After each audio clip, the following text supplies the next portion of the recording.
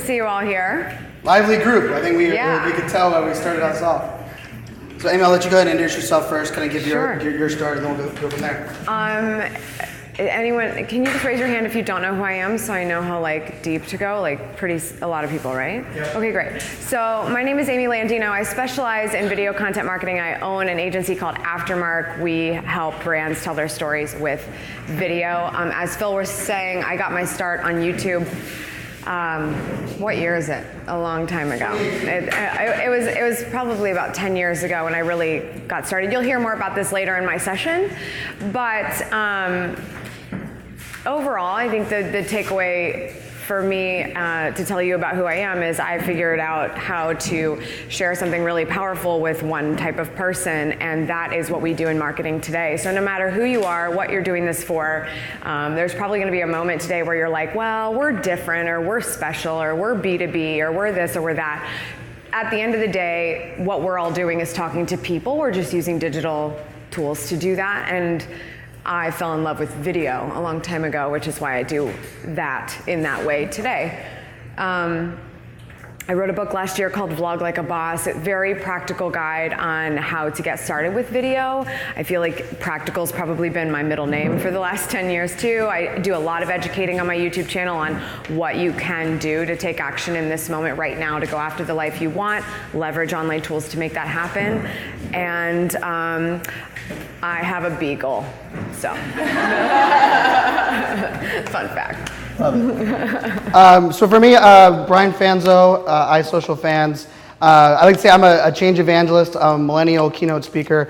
That just sounds like a whole bunch of buzzwords for the most part. I did work for the U.S. government for 9 years in cybersecurity. I have my degree is in computer science. So for all of you wondering why am I in this session, I fell in love with the power of collaboration and community. I as I was working with the U.S. government, I believe I had one of the hardest jobs in the world because I had to get the Army to share cybersecurity policies with the Navy. If you think your job in collaboration is hard, try to get those two organizations to share policies.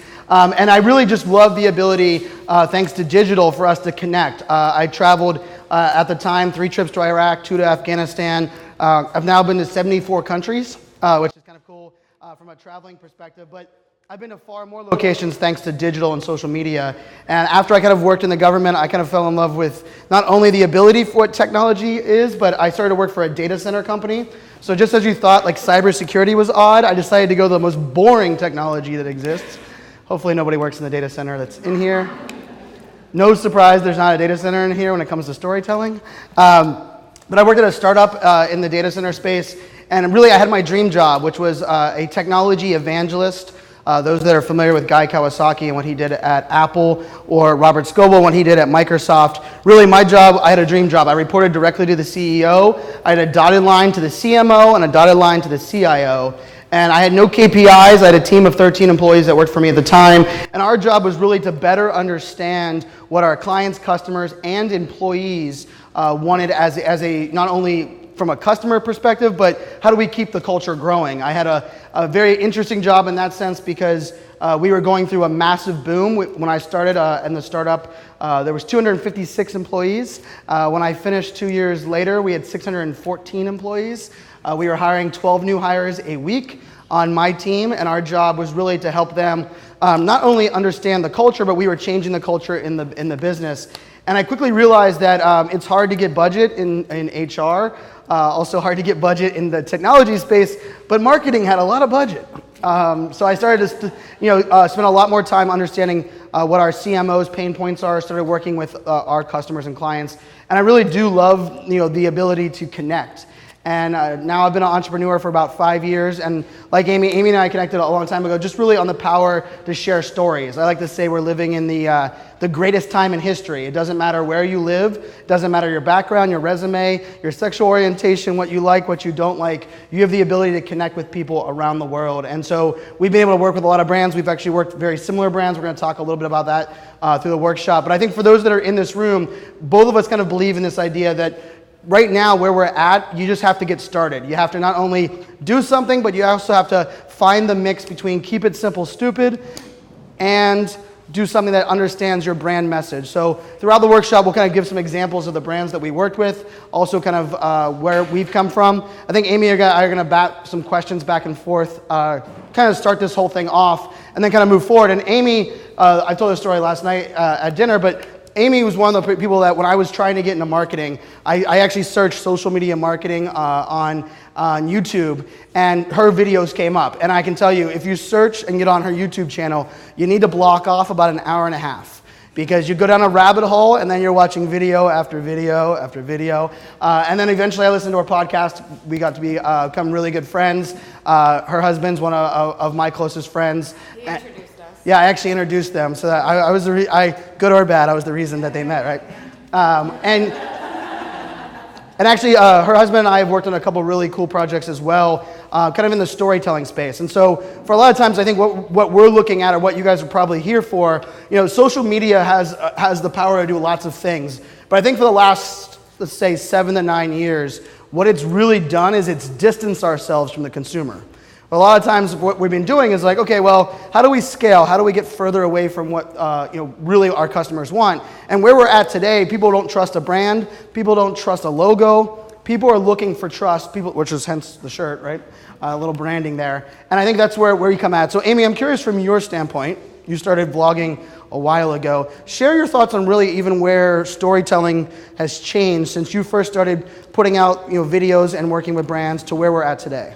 I mean, I don't think it's actually changed that much. It's a matter of how aware the brand is of what they should be doing. And I think it's very difficult to be, especially in a situation where you have a budget. Like, yay, we have a budget, but the temptation is to stay so focused on the product, and that isn't true storytelling, or it may not be in most cases. So I think that ideally over time we've gotten smarter about this, brands have gotten better about this, but it's still very difficult to be in a department and have KPIs and have these things that you have to do as a department for your superiors and want to tell a story that has nothing to do with the product and have somebody above you approve it. I mean, that's difficult, and I don't know if we've gotten tremendously better in that respect, but it's still the right way of doing things. And I think it's just a matter of who the smart people are, who the catalysts are inside the organizations that are moving that needle to really get people to see difference in how they should be doing things. But I think it's always been a long, hard road for that, definitely. No, I agree. And I think, I'm curious, for those people in here, how many people consider yourself a storyteller? Well, there you go. I like it.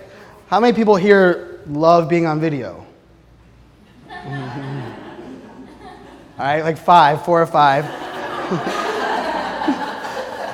so this is gonna be a lot of fun. Yeah, actually, that's pretty good. Usually we have to wait, you are a storyteller, you have a thing. I think also the weird part about marketing, I think social media, all of a sudden we thought there was a shortcut.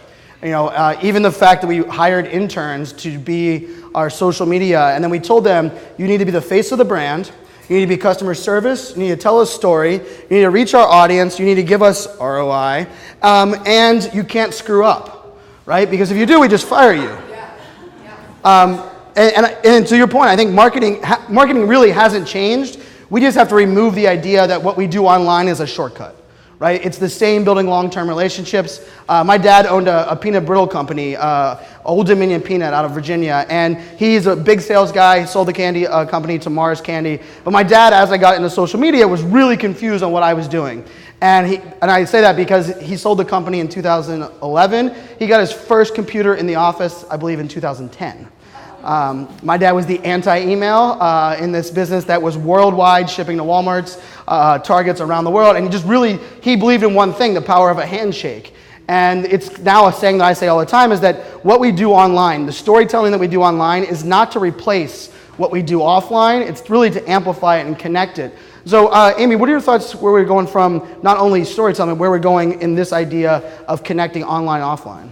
I mean, every year is the year of video. That's what I keep saying. That's what everyone says to me, even more so. So I think more than anything, as we're continuing to navigate what good storytelling is, we're also trying to we're distanced, but we also want to find some shortcuts, and there's an appeal to that, which I want to ask you about your experience in that and how difficult it is for an organization to start to take away those things of I have to do all these things in the marketing department, because the marketing department may have budget, but they also have a lot of responsibility because everyone wants to blame them when things go wrong. But I think it has a lot to do with how do you make the most happen with one big campaign. And so this idea of making a great video, but also how do you repurpose it? How do you make the most out of it? How do you have the deepest connection, which is why video is good in the first place. I think that's why we're continuing to have such an awesome job year over year over year, because people understand the value of having all of those touch points at once, video, visual, audio, and all of that at one time, as the most effective way of telling the story. But also, there's a lot of vulnerability that goes into that, no matter if you're the person on camera or the company that's financing it. So there's a lot there, but. Agree. So I'm curious for the audience, how many people here are small business owners or small business entrepreneurs? All right.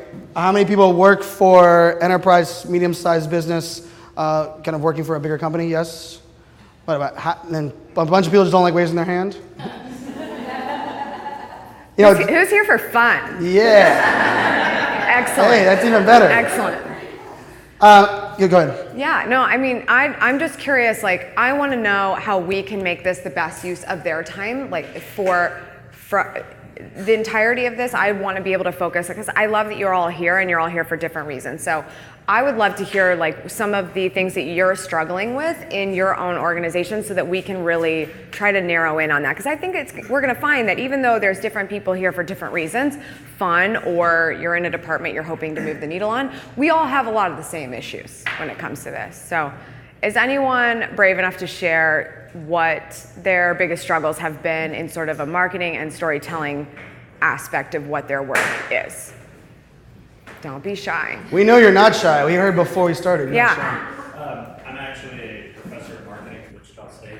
Okay. I teach digital marketing, so I'm here to kind of figure out what do my students need to know to help them prepare for the job market when they come out. Excellent. Excellent. Are you guys doing anything yet? Really, what are you doing right now from a marketing standpoint with your students in digital? Social, really? Well, this past spring was the first time we ever taught the class. Yeah. It's not necessarily my area of expertise, but it was something that we needed. Yeah. So I've been spending the last year trying to brush up and figure out what I need to teach. Yeah. Yeah. My background in industry was in brand management. So much of the digital class is how we use the digital channel to tell that brand story. Yeah. More from a strategy standpoint than a tech standpoint. So that's why this session kind of interested me, because video is where it's going. I mean, you see the stats of even executives prefer watching video than reading articles. Oh, but we all love to say executives are too busy to watch video, right? Yeah. Like they're not human. That's why they watch Yeah. video, because Yeah. they can watch a 6-minute video instead of reading a 10-page page. So I love that you said that, because on the one hand, that could sound so offhand, right? Oh, that doesn't apply to me. That's not. But who here is trying to educate somebody where they work on why this medium is important? So, I mean, that's just one example. I mean, we really are dealing with a lot of these same struggles. Anybody else want to share? Yeah. I wanted to share, I was curious about the difference between Facebook Live, pre-recorded videos. Sure. I'm really tired of seeing unfocused messages. I just see people just ramble, and maybe they start with a point and then they ramble, and I don't have time for that. Totally. Yeah, I mean. I want to learn how to. So, I mean, but here's the interesting thing. Okay, let me ask everybody this question. Is there a medium that you don't particularly like, such as Facebook Live, because it doesn't appeal to you, and you're thinking, we don't really have to do that one? Has any medium in social crossed your mind in that respect whatsoever? Sure, yeah. But who's this for? Is it for you? Is it for somebody else? That's sort of the big thing here, right? It may not be your bag, but it could be someone else's. It could be where all the eyeballs are, which is how we ended up here with the state of social today, right? We all said it was going to go away. This internet thing's a fad, and here we are. We're much smarter than that now, but it's because we realized where are the eyeballs? Where do they want to see things? What do they want to see? And it may not be your thing, but it could work in other ways. So understanding that, I love that you brought this up, because my biggest pet peeve is copy-paste mentality across all of these platforms where somebody who may have been rambling on that Facebook Live probably had a great point and they were connecting in a different type of way than they would have in a 3-minute YouTube video. But that live could point to the YouTube video. And now you're talking about one thing that's being repurposed contextually across the board. So I think it's about being smart about where are you and why are you there, because it should have to do with who you're doing this for, not you. But then how do you do it effectively in each of those places, which is, I think, the basis of your question. So. And also, I think this is one of those things that's interesting, right? We come from 2 different worlds in video. So Amy has an amazing YouTube channel, to me, one of the very best at jump cutting in the business space. Amazing YouTube channel. Big into produced video, work in live video, produced video, telling a story. My YouTube channel, not so good. But I've done 2,300 live videos in 2.5 years. Facebook Live, Periscope, Meerkat, Blab. He's that guy rambling. Yeah, I mean, it's very true. So glad you're here. So that's why you're here, yes. And I did 20 hours of live video at the Super Bowl. We did an entire day of live video, myself and Vincenzo and Sunny for Applebee's on Applebee's.com. And one of the things I always say that live video is extremely powerful. And the reason live video is great is that everyone can go live. The reason most live videos suck and they ramble on is because anyone can go live. Right? And so there's a time and place. And for me, when I work with a brand, for a long time people thought, well, Brian, you're the live video guy. You're going to only help brands use live video. And actually, that's the opposite. Most of the time when they come to me with a live video strategy, or they want live video, or can I help me use Snapchat to reach the millennials? We end up doing something that has nothing to do with live video. We end up talking about production quality. We talk about storytelling. Because one of my first things that we do is I always ask you, what does success look like? Right? Before you think about what platform, we're going to hear the question here, I know 100 times. You guys probably all have it in your head. Should I do this on Facebook or should I do this on Instagram? Is Twitter still valuable? What's the difference between YouTube and Vimeo? And should I have my videos on LinkedIn? Because apparently now they jumped in the video race. But I think before we get to that step, you have to start thinking, what does success look like for me on this project, on this campaign? Even if it's a video, when I'm coaching individuals on live video, I try to get them to not ramble. I have ADHD, so I do ramble. I have a tendency to ramble. But I think also it's the idea of, one of my also taglines is, get the hell off the video when you're done having something to say. Right? There is nothing worse. My 2 pet peeves on live video is when you get on and say, well, I'll start when there's 100 people watching. AKA, the first 99 of you, I don't care about your time. Or when you're at the end of the video and say, I'm just going to stick around, just throw questions my way, I'll be here, and you kind of walk around. But the funny part about that is some of us in this room don't like that. But there's a channel called YouNow. Anyone here heard of YouNow? That's probably because we're not that demographic. So YouNow has the average age of between 12 years old and 14, I shouldn't say 12 because they would really get mad at me, 14 years old and 20 years old, and the average live streamer on YouNow goes live for 4 hours. On Twitch, people watch video games of other people playing video games for the average of 2.5 hours. So although we don't like rambling, although we feel like they're wasting our time, there is a generation with a demographic that will watch that for a long time. And I think Amy and I also will get the question all the time and say, how long is the perfect video? Right? How many people are just, right now you're hoping to get that out. It's like, yeah, I see it. I love it. But really, this is one of those areas where I don't believe there's a set video length that is perfect. It really just depends on who's your audience, what does success look like, what platform is it, are you trying to get a call to action, are you educating, are you inspiring, are you motivating, like all these things factor into that. But it's also amazing because long form video works. It's just long form video that's rambling and useless doesn't. Because how many people here binge Netflix? All right, how many people lie about binging Netflix? Right? I'm a massive Netflix adopter, and so for me, when I hear somebody say, well, the average, well, you're going to hear this all the time, right? The average user has the attention span of a goldfish, right? Squirrel. 8 seconds. 8 seconds is what the goldfish has. They say that we even have less of an attention span. But yet, if the content is good, I watch Game of Thrones twice. because I'm so intense on it, right? And so these are things we're going to think about. Hopefully that's what we're going to kind of cover here as well. Who here is really focused on some area of bringing live video into what they're doing? Is that live video? Yeah. Okay, so then, like, since there's an audience for that here, what do you think you do in the best case scenario for a structured, well done live video? Or maybe what are the mistakes that people are making other than rambling? I mean, you have to be a little bit more specific, right? Because it could be rambling to one person, but not to someone else. For sure. Like, in your experience with brands, what's their mistake when they're diving into this? I think one of the things with live video that is kind of intimidating is that when you press the button, you're live, right? There's like that idea of vulnerability. But just because it's live doesn't mean it can't be consistent. Just because it's live doesn't mean you can't have a plan. Just because it's live doesn't mean it can't be structured. I think the number one secret in live video is being consistent with the time that you go live. Right, so like on my podcast, I go live every Monday at 4 p.m. Eastern time. Every Monday at 4 p.m. So it's live, but it's not sporadic, right? And I think this is where live video is. People will think it's spray and pray. And there is power of all of a sudden being somewhere and like, ooh, I can capture this on live video. But at the same time, it's important to say, hey, we're all busy. For some reason, we all embrace this idea content is king, which just meant, hey, let's just push content. Right? And I think one of the mistakes with live video is people are throwing it out there. I also think we spend months building out an email campaign. We spend 3 days launching a live video campaign. And then when it doesn't do the same results as email, we're like, well, we check the box for live video, right? I think live video is a long-term play. For any brand that works with me, from a consulting standpoint, you have to be willing to do live video 6 times. I will not work with any brand that wants to do a one-off live video campaign. I think another secret is, how do you get people to a live video? It doesn't have to just be about that live platform. When we were launching IBM's very first live video, we were surveying, how do we get people to a Facebook page that, let's face it, I mean, IBM doesn't have like the sexiest content on their Facebook page. And IBM has been my client for about 6 years, so I love IBM for that side.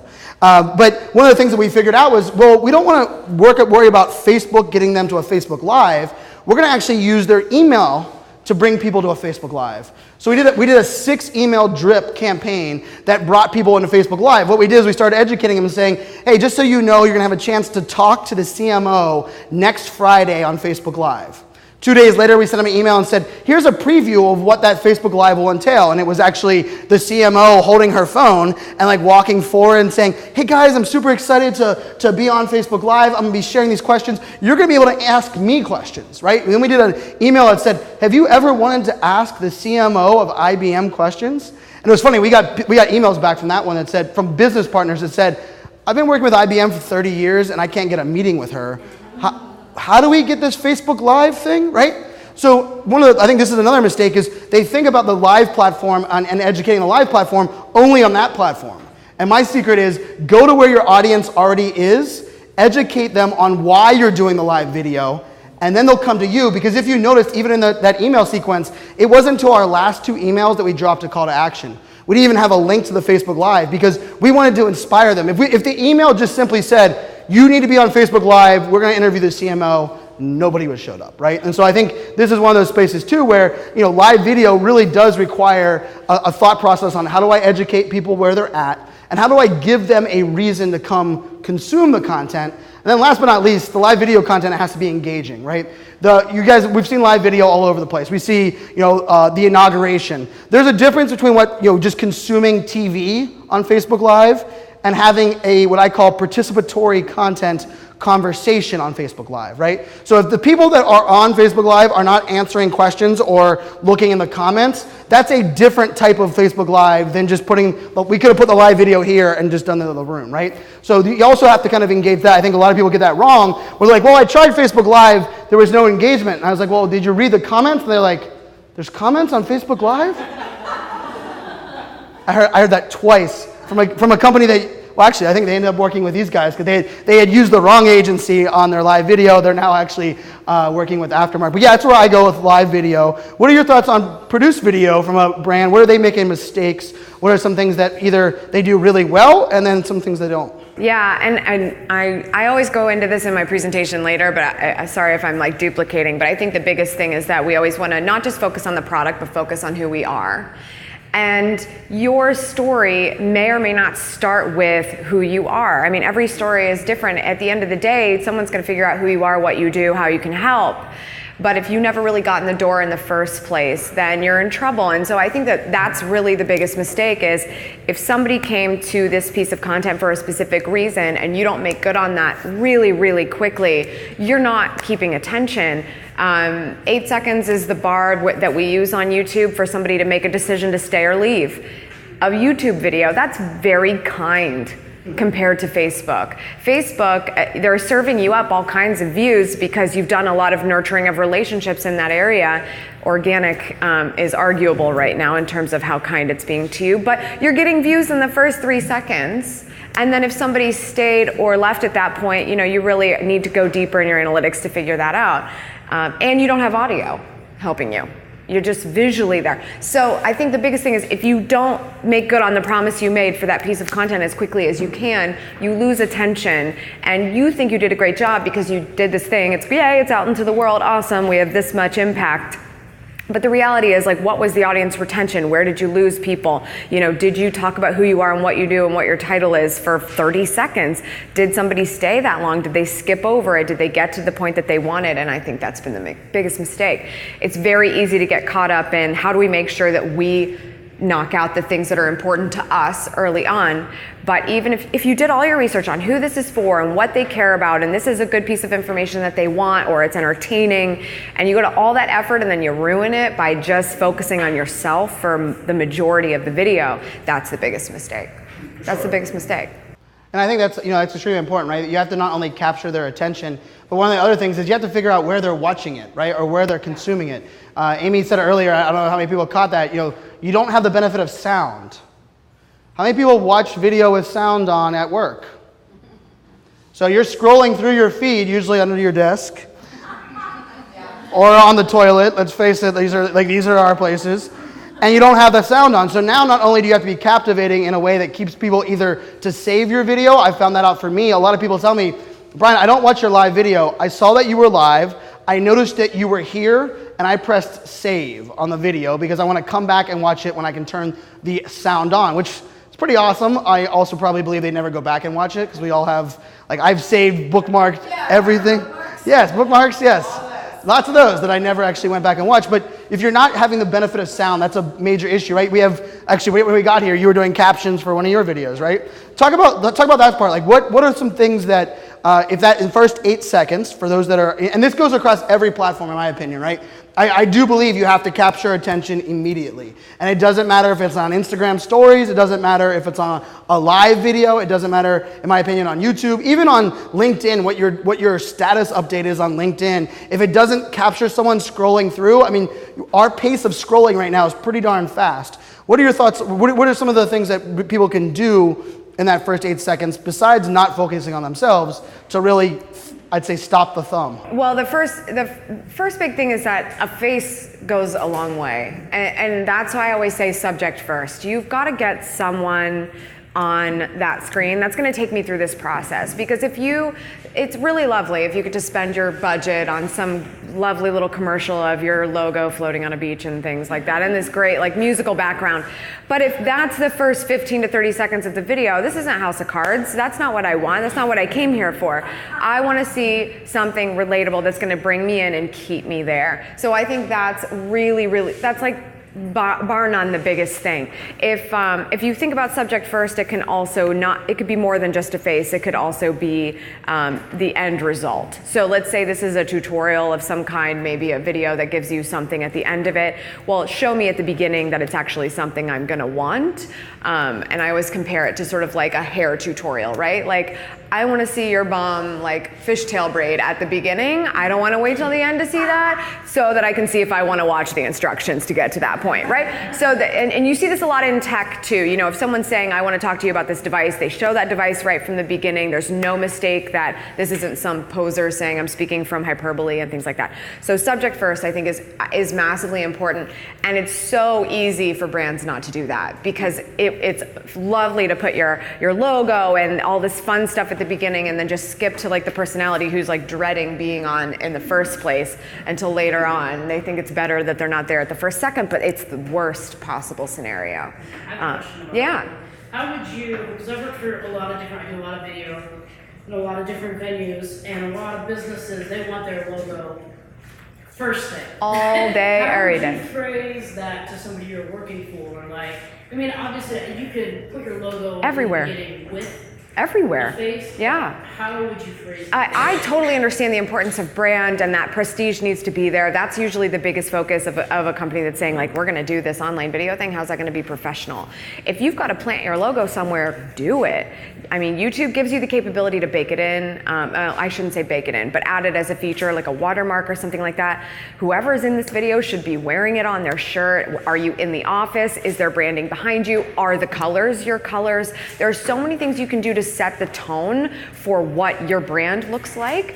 And I don't have, I guess it's different, but I don't have a logo on my content, but my face has become very closely tied to the brand, which I know that that's tough for a lot of companies too, realizing that they need to maybe connect a personality to that brand in some way. But it's hugely effective, and more than anything, I'm just keeping the colors consistent in my video so that carries through. And every time you see this sort of like bright, airy white and a little pink thumbnail go by and you think it's my face, like, I just posted a video. And there's things like that you can do. Custom thumbnails on YouTube are amazing for this because we can do so much, like just simply adding a border with the color of your brand, and then maybe the logo is there just to distinguish.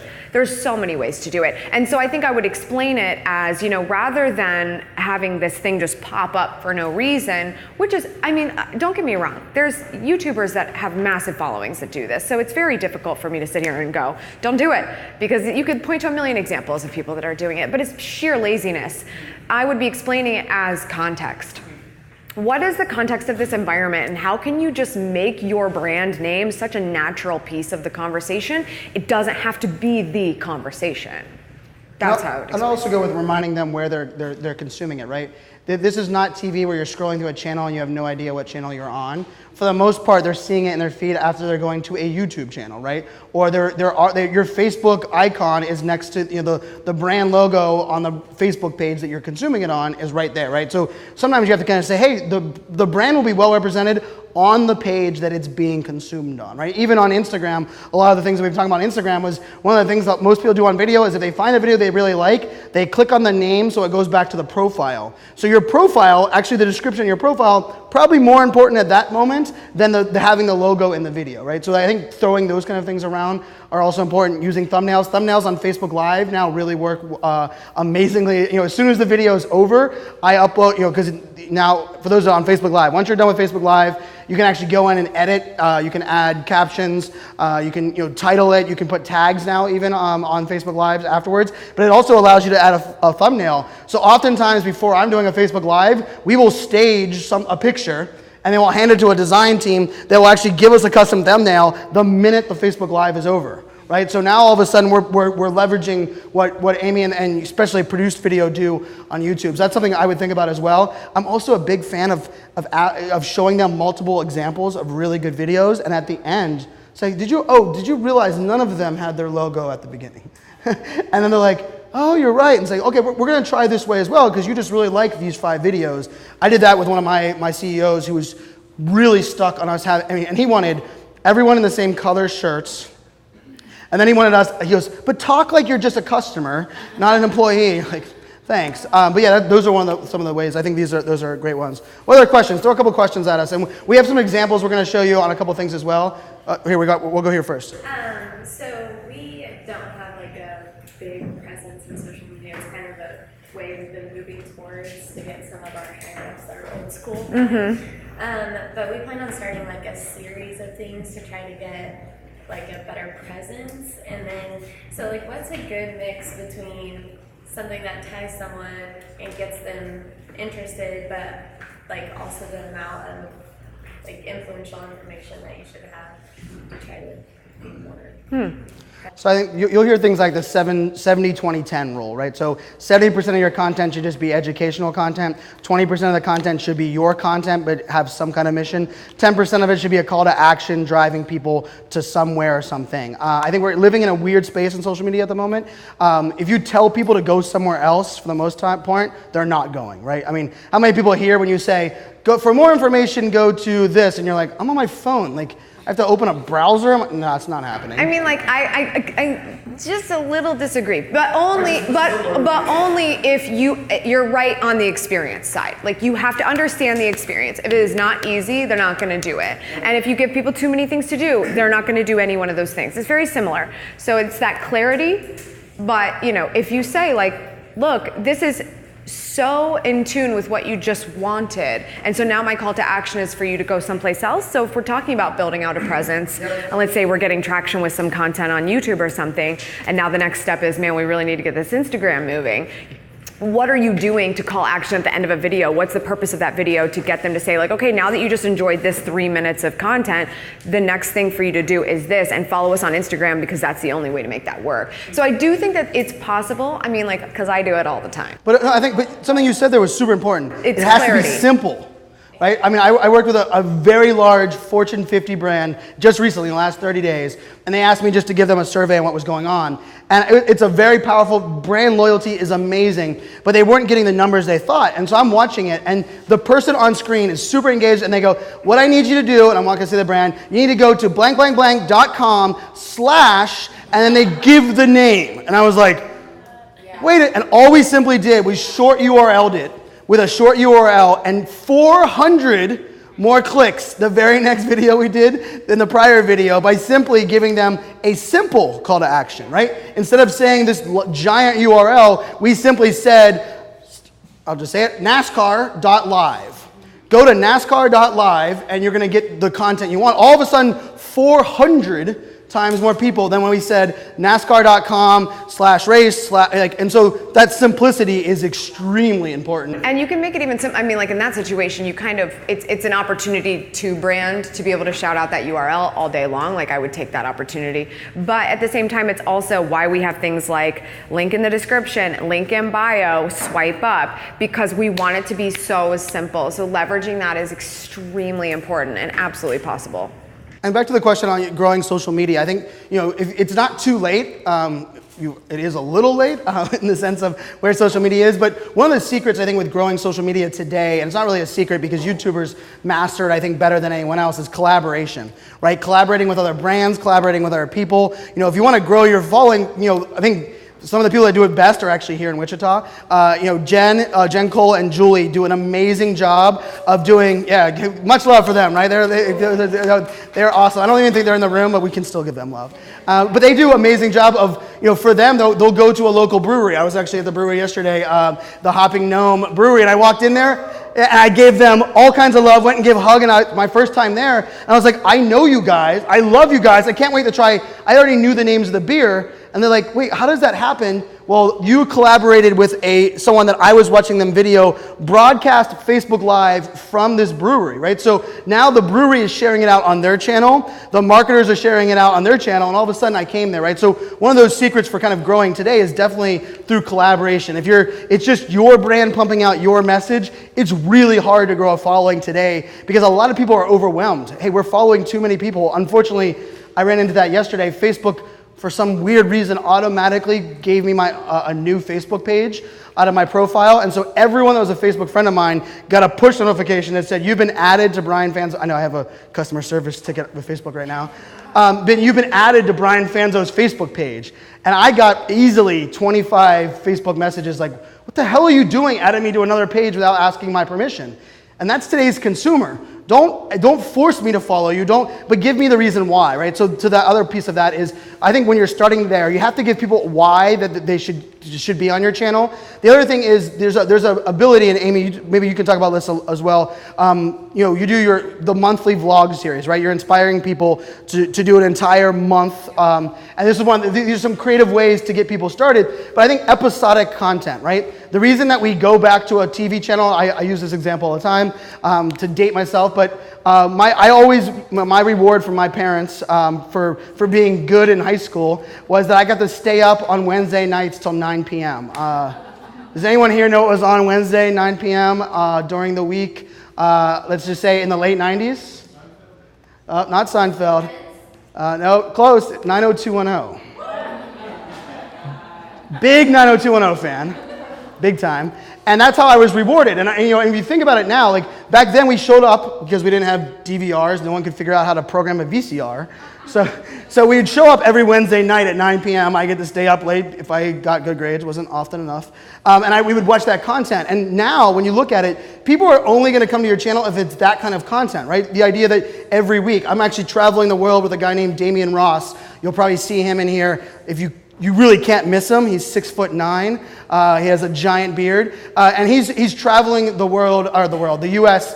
With a fifth wheel behind him, and he's doing a vlog series, very much from Vlog Like a Boss, the book, every single day. He's calling it the Road to 300, and he's doing 300 days of content, 5 minutes worth of video. It's a heck of a lot of work. It's a heck of a commitment, but I'm excited. I have notifications on his channel on. Even when before I was friends with him, I was excited for content, and because I had expectations. So talk a little bit about why you started that with your community, the vlogging months, and then really what the benefit was that for people that are doing it. So what was really interesting, I didn't invent this. Like, this is old YouTube culture.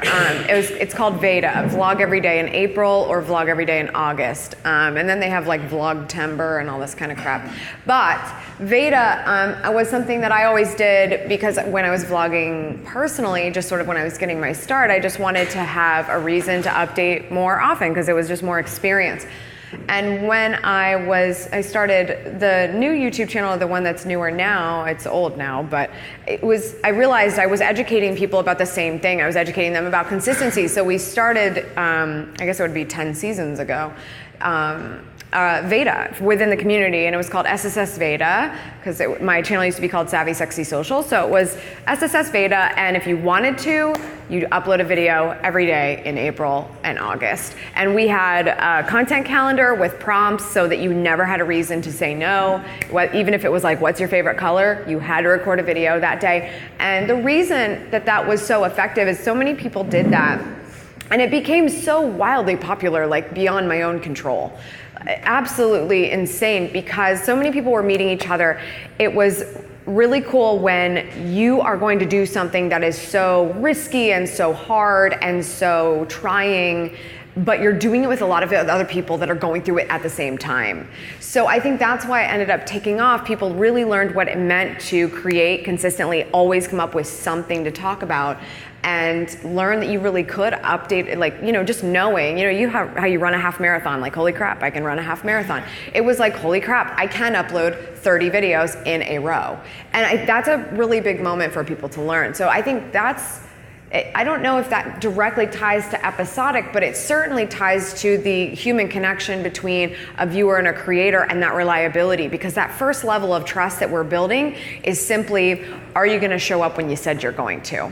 And you have to say when you're going to show up, because otherwise people won't be there. So if you're like, we upload every Wednesday, are you there every Wednesday or are you not there every Wednesday? So I think that's what the challenge really does for people when they participate in it, not to mention just a ridiculous number of creator relationships that happen because they're going through it together, they're commenting together, they're helping each other engagement-wise so that things can start to rise up a bit, and you really get people excited about what they're doing because now they feel like they're being held accountable within their own group. I think it's an important fact, managing expectations, right? So for your audience, I don't care if you do it daily, weekly, monthly, managing that expectation and then being consistent with it, right? So one of the stats I always throw out, how many people here listen to podcasts? All right, hopefully we inspire you to listen to more podcasts after this. But we're both podcasters. We both really love that genre. But the average podcast dies after 7 episodes. The reason is like podcasting is a very lonely business. For the most part, you're recording it either on Skype or in your office. You're uploading, you're not getting a lot of feedback. But podcasting is a consistency game. Like even those that are monetizing it with ads and getting really good, it happens after episode 100. And the thing with podcasting that initially scared me was like, well, everyone's like, well, you have to do it the same day every week, no matter what. You have to be consistent. I'm like, I got ADHD, I travel, I'm not really good at that. And so what I did with my podcast is I came out and said, hey, I'm gonna promise you one thing. Two things. I'm gonna promise you I'm gonna have a new episode every week, but I can't promise what day of the week. So I'm just gonna promise you it's gonna be every week. So I put that expectation on episode 0. And actually what I did on top of that is I actually called it episode 000. And the reason I did that is I said, I'm gonna also promise you 100 episodes. So I used 3 numbers to show people that you're gonna get to 100, because if you just name it 0, 1, 0 and then you never got to 100, it doesn't really make a lot of sense in the naming. So those are 2 things I manage those expectations. And I can tell you, even after like episode 3, I was like, how many people listen to that, right? Maybe I can move to like monthly podcasting, because podcasting but I think these are one of those things that it doesn't matter as much of like how often or how consistent, as long as you are putting it out there and you're actually consistent, right? The amount of people that say every Tuesday, and all of a sudden they show up on Tuesday and you're not uploading a video, you're not doing a storytelling, and even if you have a really good excuse, you probably are getting, hey, I'm unsubscribing, right? I'm no longer coming back. There's plenty of other people that are gonna deliver on their promise. And I think that's one of those things that a lot of brands really miss out, right? And I think that's why I think episodic content is pretty interesting, because when you put out there, like, this is season 1, and we're gonna have 10 episodes, they at least now have an expectation of how much, how long, and when you say season 1, that gives them the expectation that you're investing for season 2. Now, just like almost all those TV shows on Netflix, like if it just says season 1 in 2016 and they didn't have a season 2, I don't usually binge those shows, right? Because I'm like, it must have sucked. They couldn't get renewed for season 2, right? But these are things to think about with your storytelling, is how do I manage expectations, and how do I put my expectations that I could actually deliver, right? The reason those podcasts die every 7, only get to 7 episodes, I think is a lot of people put crazy expectations. Hey, every Tuesday I'm gonna do it, and they forget they have kids and a life and they travel, and all of a sudden you're like, well, I'm not really good at batch recording, which we can kind of talk about that as well. Like, you're not preparing yourself to actually execute on those expectations, and so instead of figuring that out ahead of time, you do 7 episodes because you press the button, and then you realize, I can't stay up to this, and you eject. I mean, it's amazing to me that the amount of people that go all in, but without understanding how much they can actually deliver. And that's something that is definitely important for those that are out there that are thinking about that, is how do I manage expectations out the gate? And I just love this point, because it just made me realize the importance of consistency in so many different ways. Like, what we're talking about actually matters in a YouTube and podcasting environment, because these are places that you can binge.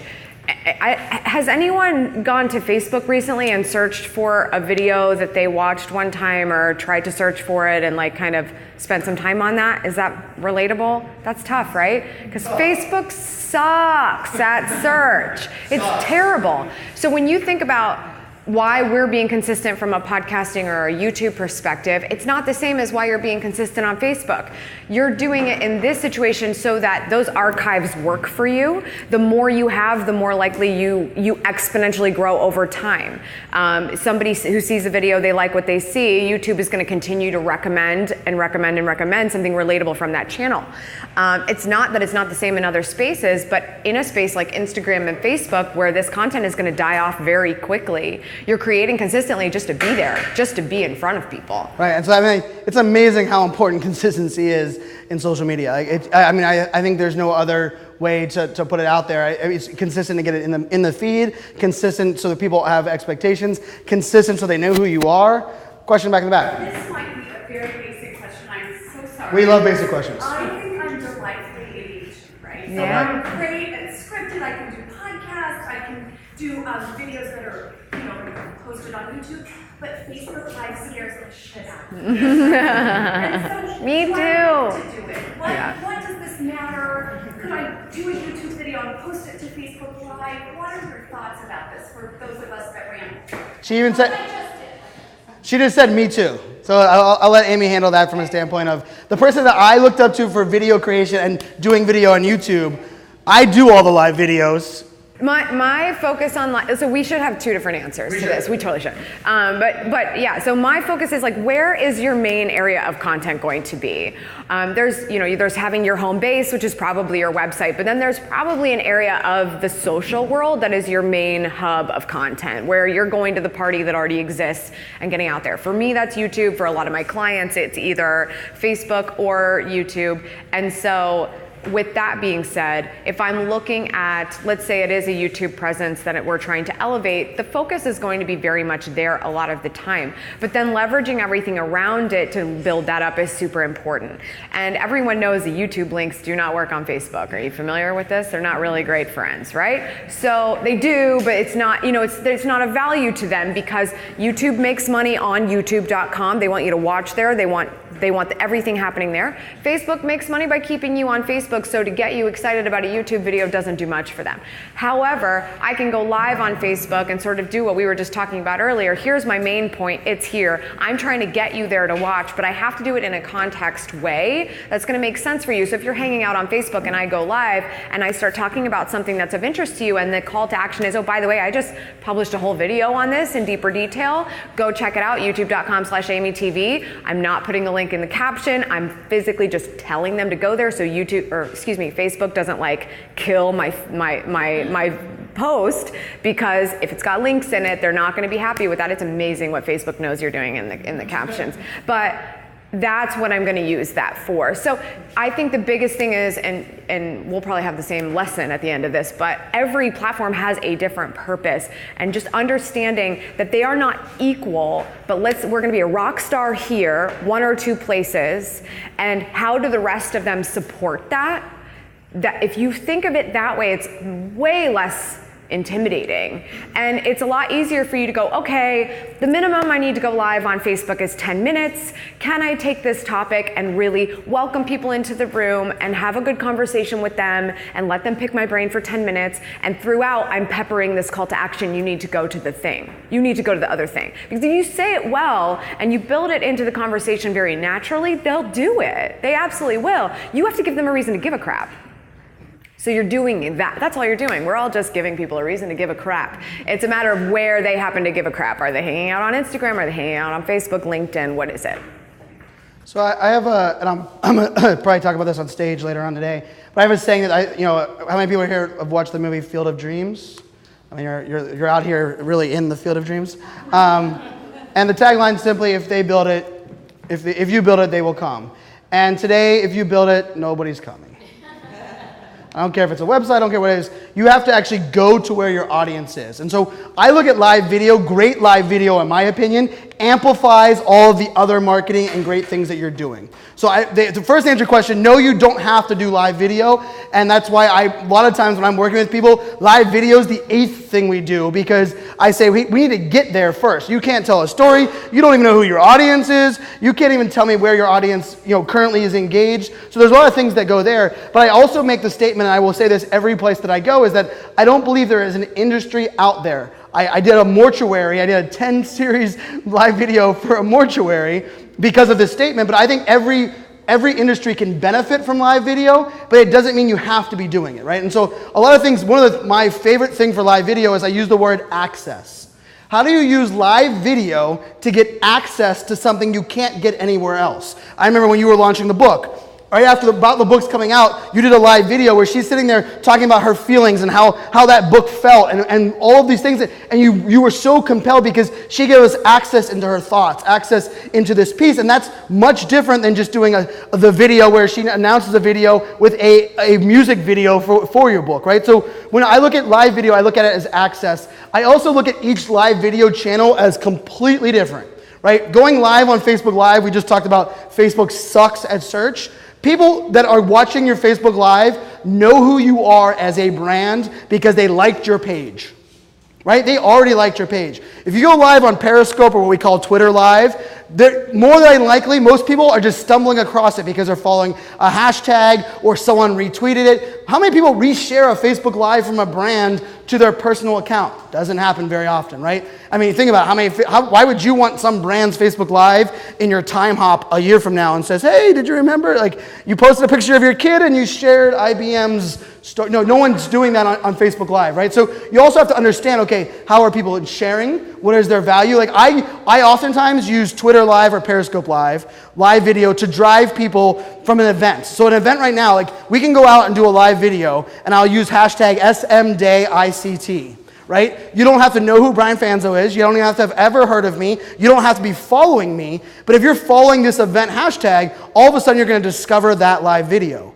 So imagine doing a live video with that event hashtag to drive people to a YouTube that has a powerful video for people to watch. Well, now they're discovering me, and we're going around how bad Facebook is at search, right? So YouTube Live, another great example, where oftentimes when people ask me that are great YouTubers, how do I use YouTube Live? I say, give them access to something they can't get anywhere else that leads them to one of your YouTube playlists or one of your YouTube videos that already exists, right? So this is a really big misconception. Actually, one of the biggest brands we've ever done work with. We both work with a brand called SAP. Have you guys heard of SAP?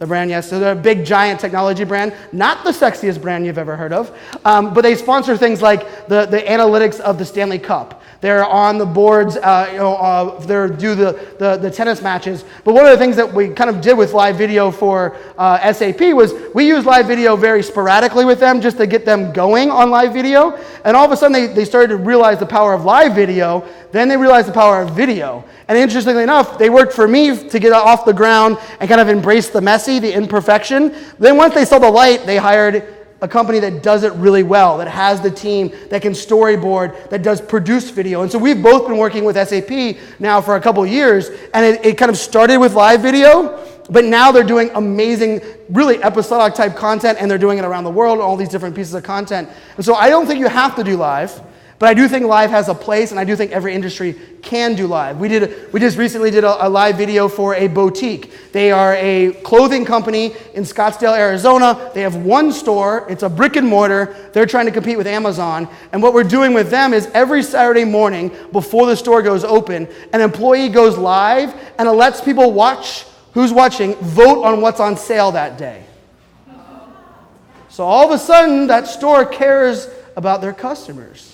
So when you're going to think about buying something, you're like, well, do I go to Amazon, who we know doesn't really care, because you can't even find the customer support number to call. There isn't one, right? But they make it really easy, right? I mean, when I lived in Arizona, I got same-day shipping because they had a distribution center right there, right? But Amazon, what we were doing with that live video was we were showing people the care. We gave them access to something they can't get anywhere else. They can't get that on Amazon. And all of a sudden, people were saying, I wasn't even going into the store to buy the sale item, but I was going there because they care about me, right? It's the reason we go to a hole-in-the-wall bar compared to we go to Olive Garden. Hopefully, Olive Garden employees aren't here. I always do it. I usually get somebody comes out afterwards like, so I worked for that brand that you just, but I think this is one of those things that we kind of want you to start thinking about. And we have some ideas. I think we're going to throw some stuff out there. But why don't we give everybody like a 10-minute break so you guys can get, or let's do 10 minutes or 5 minutes. What do you want to do? Let's do 5 minutes. So it's 9:05. At 9:10, come on back in here so you can get some more Nitro Joe's coffee because they're a sponsor. And then come back in and we'll continue from there. Go get started. There should be a lever. So first hour in, is everybody getting some good stuff on this so far? Yeah, so far so good. So Amy and I, as you guys can kind of tell, we come at things kind of from different points of view, different angles. We both kind of, we talk a lot about video. We also are really big on lots of channels, social media as a whole. I like to say Twitter changed my life. Not only my personal life, but my business life. A lot of what I've done, I've been able to connect with people around the world. A lot of my speaking opportunities have come with people that first follow me on Twitter, then they find my podcast, and we connect and move forward. So I'm going to talk a couple slides that hopefully we can just kind of go over that are going to talk a little bit about just not only the shifting consumer, but my presentation later today, those that are staying around to the very end, which I hope you are, is about limitations inspire creativity. And so what I talk about there is oftentimes when someone tells me something like, hey, Snapchat's really cool, and that's what people tell me I should be on, but we can't measure it, and we can't give really good call to actions, or I don't know enough about my audience. Oftentimes what I try to help them do is, okay, well, how do we get them to a channel that you can know your audience? And I'm going to talk about that on stage later. So this point I'm going to talk just a little bit about the trends, and I think this is one of my favorite things. It's called the internet in real time. And if you want to Google that or just write that down, you can Google this.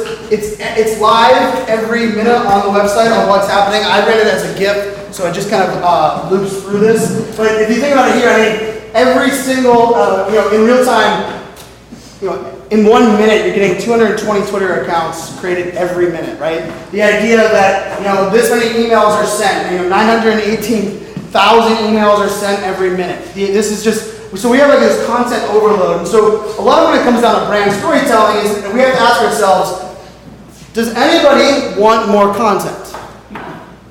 Pretty much no. And does anybody want a new app? No.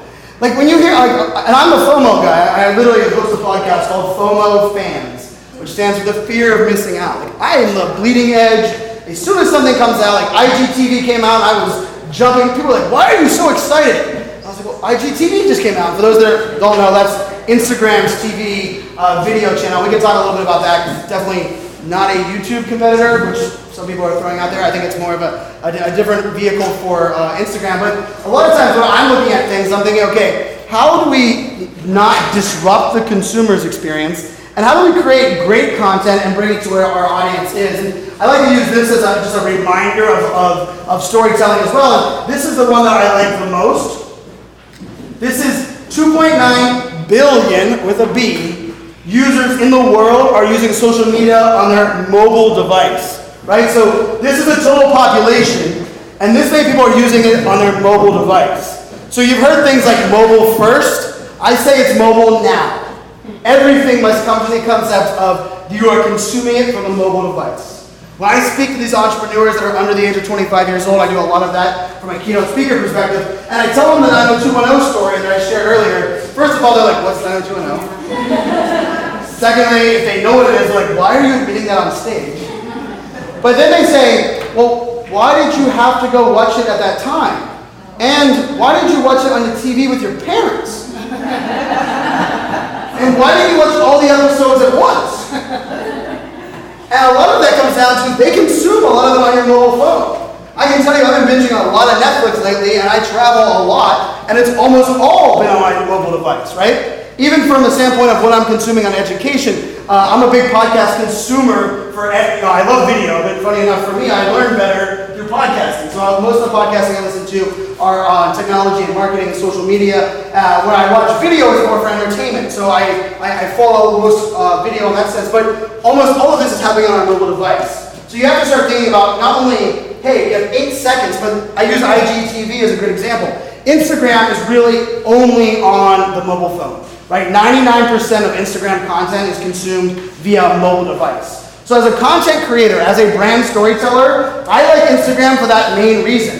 Because the hardest part with YouTube, with a podcast, you don't know where people are watching it or consuming it. You don't know how they are. Are you watching your YouTube video on a projection screen? Which I've had some people send me videos of like their whole teams watching my videos on their, and I just, it's me and a giant microphone, nothing fun, no sexy jump cuts, no very nice ads, it's just me and a microphone. And they're watching me on a giant, I'm like, oh my God, why are you watching me on that? Like I built that content for a mobile device, right? And so the thing about Instagram or IGTV that's really interesting is that we, for a rare opportunity in social media, know that people are watching that on their phone.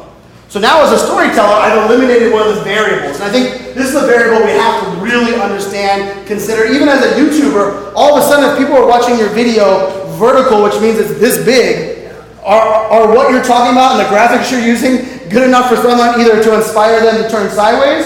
Or how does that work? I mean, the reason Instagram TV came out with vertical video only is that they were running studies, and this is what Kevin, the CEO of Instagram, said. They were running studies, and majority of people, when they were consuming Instagram, were holding their phone vertical. That's his answer. It wasn't that people don't like turning it sideways, because you hear people talking about that's crazy. They're like, really, is it that hard for us to turn our device? But they realized that people, when they were walking, they just don't like holding it that way, right? So Instagram said, we're going to go all in on vertical video. I also think it was smart because why compete with the biggest giant in the world named Google, which happens to own YouTube. Rather than competing directly with them, let's focus on a vertical audience. And so these are some of the things I think mobile is really, really crazy. And then this is one that I'm going to use this stat later, but it's one of my favorite things. 3 out of 4 millennials, and that means pretty much anyone under the age of 37 years old at the moment, millennials, Gen Z, would choose to spend their money on an experience rather than buying something desirable. So when you're doing your brand storytelling, what I want you to think about, are you marketing to 1/4 of that audience or to 3/4 of the audience? If you look at Apple, and I hate using Apple as an example because it's hard to, but everyone understands. When you look at an Apple commercial, how often do you see the phone? Not very often.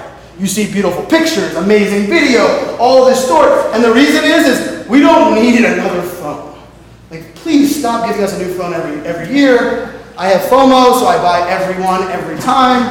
But we don't need a new phone, but I have 3 daughters under the age of 8. So I have 8, a 7, and a 4-year-old. And as soon as they told me I could do live photos, which meant, because getting them all 3 to smile at once is near impossible, but I can pick a live photo, and then I can kind of scroll back and forth and decide, like, hey, they all have their eyes open, and 2 of the 3 are kind of looking at me. That functionality, that experience that I was able to get with that device was well worth me purchasing the product. But if they had just said you need another phone, who's consuming that, right? So when we're looking at brand storytelling, you have to kind of share that experience. And I think experience marketing is a really funny concept because we hear that a lot, but oftentimes don't even understand what that means, right? We're like, hey, I want to create an experience. And then you start talking about what you do, what you sell, what your product is. I'm like, that's not an experience. So you have to think about this, and this is that younger generation. Now, from a consumer base, just so everybody understands, the under 37 crowd now has 55% of the e-commerce spend. 55% of the money spent online is happening from this audience. So even if your business at the moment, you're like, well, we don't serve millennials and Gen Z, like we don't care about those kids. They're making purchases, and they're also influencing other generations on what things are being purchased, right? So we do have to kind of keep that in mind. This stat, to Amy's point, every year is the year of video. Every year, video is taking over the world. We do both believe in the power of video. I actually think because video is taking off, we're going to see a growth in podcasting, which I can explain. The reason that is that we as consumers are often multitasking when we consume content.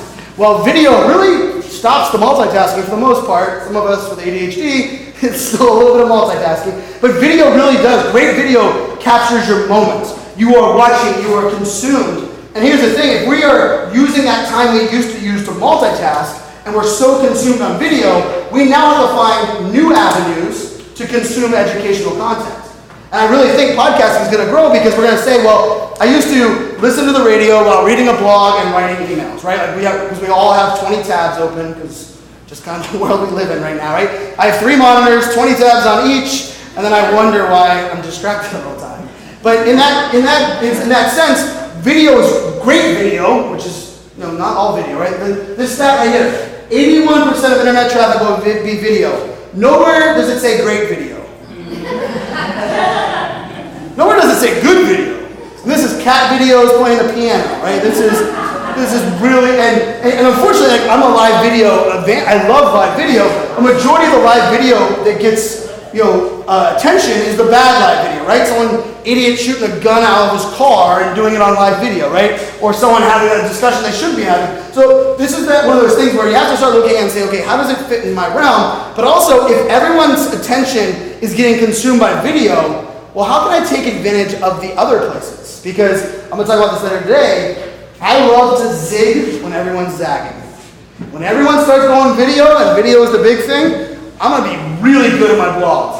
I'm going to have an amazing podcast. Because if all of a sudden video's getting crowded, that means I have extra space. I do amazing stuff on Twitter. I'm a full-time speaker at my full-time job. And all the speakers are like, Brian, how are you getting all this business on Twitter? We are all on Instagram. We've been doing all these Facebook pages. I said, I know. You guys all went over there, and you're all competing with yourselves, and I'm over here on Twitter on the hashtag keynote speaker, and I own it. I am the #1 result. You put millennial speaker anywhere, and it's me on these social channels that none of these other speakers are at. So when you're telling stories, don't be afraid to look at this and say, wow, everyone's going here. Maybe I should understand why they're going here, and then be really good other places as well, which is oftentimes what I do. This is an amazing stat in my opinion, right? Live video on average receives 6 times the engagement of a regular video on Facebook. Let's make sure this is on Facebook. Part of the reason, a lot of Facebook videos are really bad, right? A lot of Facebook videos don't inspire you to do anything. You're like, why did I just waste 2 minutes of my time that I can't get back? I'm not even sure what I was watching. Some guy climbing a pole that went into the sky, and he's into the clouds, and I'm changing a light bulb. And have you guys seen that video? It's like, it caught me. Like 5 minutes later, I was like, I just watched a guy change a light bulb on a pole. Like, why? I have no idea, but I made it through. So one of the things this is really interesting is that recently, Mark Zuckerberg and I use the hashtag in Zuck I trust. which is kind of funny, right, with the data. I'm a cybersecurity guy. But I look at what Zuck's doing and I say, hey, he's in touch. He's pushing the lever. I do believe he's putting the social back on social media. And one of the biggest things that they did with Facebook recently, they did it in January, and I was dancing around celebrating. I went to social media marketing world and I talked about it on the main stage, is that you're moving from rewarding engagements to rewarding meaningful interactions. Let me say that again. Facebook no longer rewards engagement. They reward meaningful interactions. Now for everyone here in this room, there's a lot of you that are going, wait a second. I just got my boss to buy off on engagement data, right? Or I just figured out what the hell is meaningful interaction, right? Yes? Many people? Meaningful interaction is really bringing social back. They want to inspire you to create conversations in the comments. How many people here remember AOL chat rooms, Yahoo forums? Yes. That's what they want to bring back in Facebook. And so if your content inspires someone to ask a question that then your audience starts replying to, or multiple questions, all of a sudden Facebook's going to reward it. So as soon as I saw this, guess what I did? I went to Amy TV on YouTube. Because Amy's really good at giving call to action. There's another friend of ours called Roberto Blake. Roberto Blake always has a question of the day. And he asks the question, and his comments are full of amazing engagement. And it's not just engagement to Roberto, it's a question, and then one of his fans comments, and then one of his fans comments below that. And all of a sudden, those are meaningful interactions. And what Mark Zuckerberg's trying to do with Facebook at the moment is he's trying to bring social back to social media. And so I talked about this word. If you want to inspire those conversations, you have to start asking questions during your stories. You have to start doing meaningful things like access. And so I know this is one of the ones that, for those in the audience, you might be thinking, this is great, all this stuff, brand storytelling. I came here, but like my company's not going to buy off on this. Or I'm in a regulated industry. I hear that all the time, right? It's called a crutch. Stop using that as an excuse. Start thinking how we can go beyond that. And I'm going to use an example. The defense intel. Defense intel. So DIA, I used to work for, out of the Pentagon, I used to work with defense intel. Defense intel goes live on Facebook twice a month. They go live on Facebook at a different secure facility twice a month. Defense intel. Now you're thinking, well, how the hell do they do that? And how is it any entertaining? Well, what they do is they actually plan out a Facebook Live on walking around a secure facility. They go around and say, okay, we're going to walk through here. We're going to give them access to this. We're going to walk this down. This. Okay, ooh, that painting on that wall might be something that we don't want that's out there. They take it off the wall, right? They plan a Facebook, and here's what their reason is for these Facebook Lives. It's not marketing. It's actually recruitment. Because the thing about the defense intel, if you meet anybody that works for defense intel, and you say, what do you do? What do they say? It's classified. So how do you recruit people to come to work for the defense intel when the only thing they know is it's classified? So defense intel starts saying, how do I give people access to what we do that's really cool and bring them on a journey? And so they use Facebook Live to do that, and they were blown away how many applications they were getting. Another company that I love to use is called We Are Cisco. And it's Cisco Networking, if you've heard of that technology company. We Are Cisco is an entire brand around social media for recruiting. Right? So these are unique ways. What they do is they give access. Different employee takes over their Snapchat account every single day.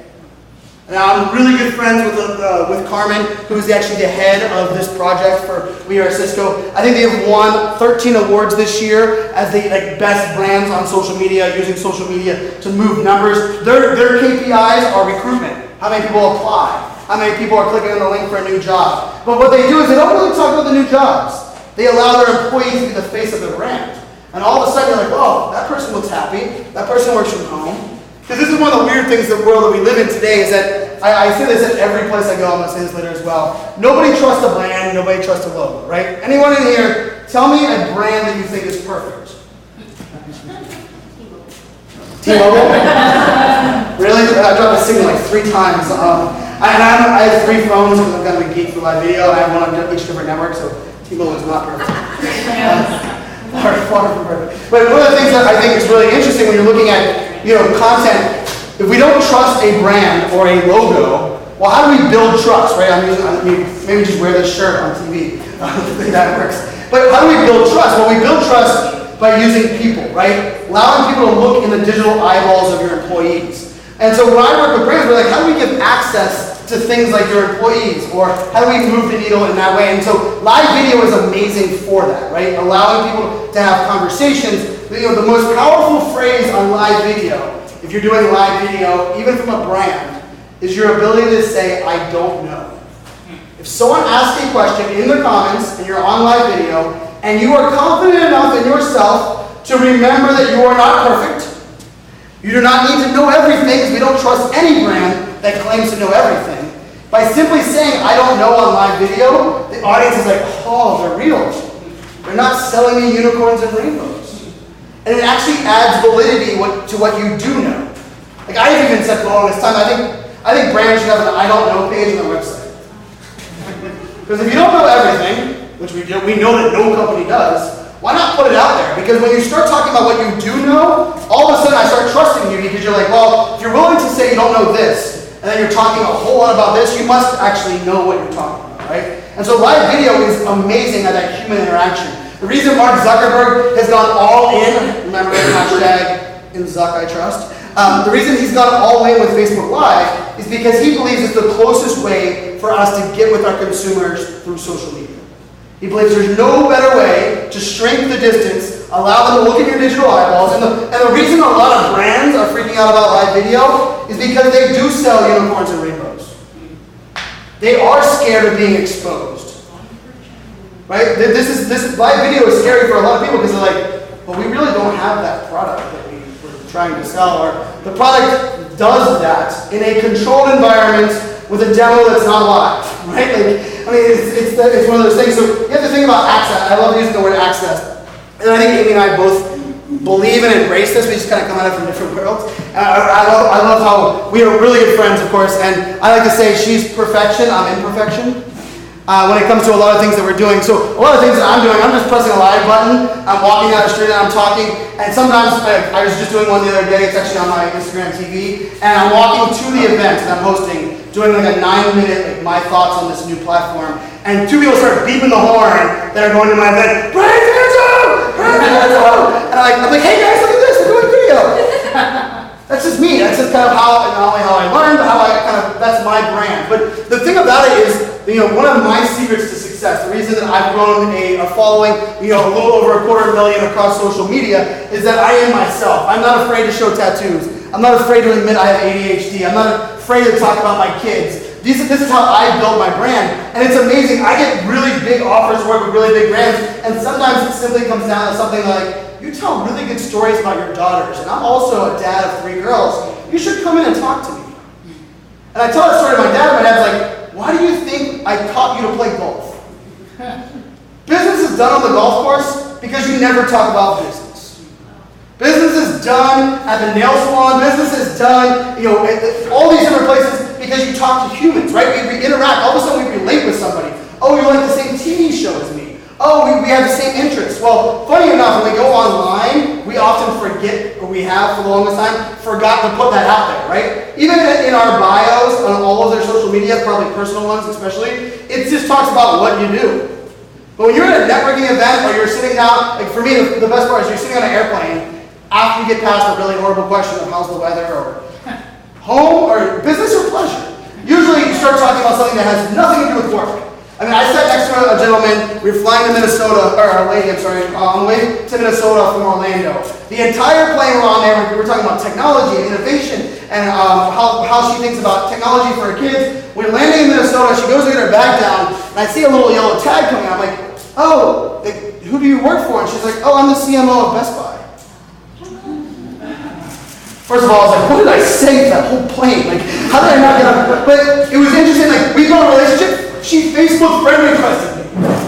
So she's a Facebook friend, not because I love technology and the bleeding edge guy that has a podcast about FOMO fans, and like, I love this space. It's because she can relate with me on a human level, right? And so one of the things I really work with brands, and I think it's something we need more of, is how can you take an empathetic approach to your brand storytelling? How can you put the people front?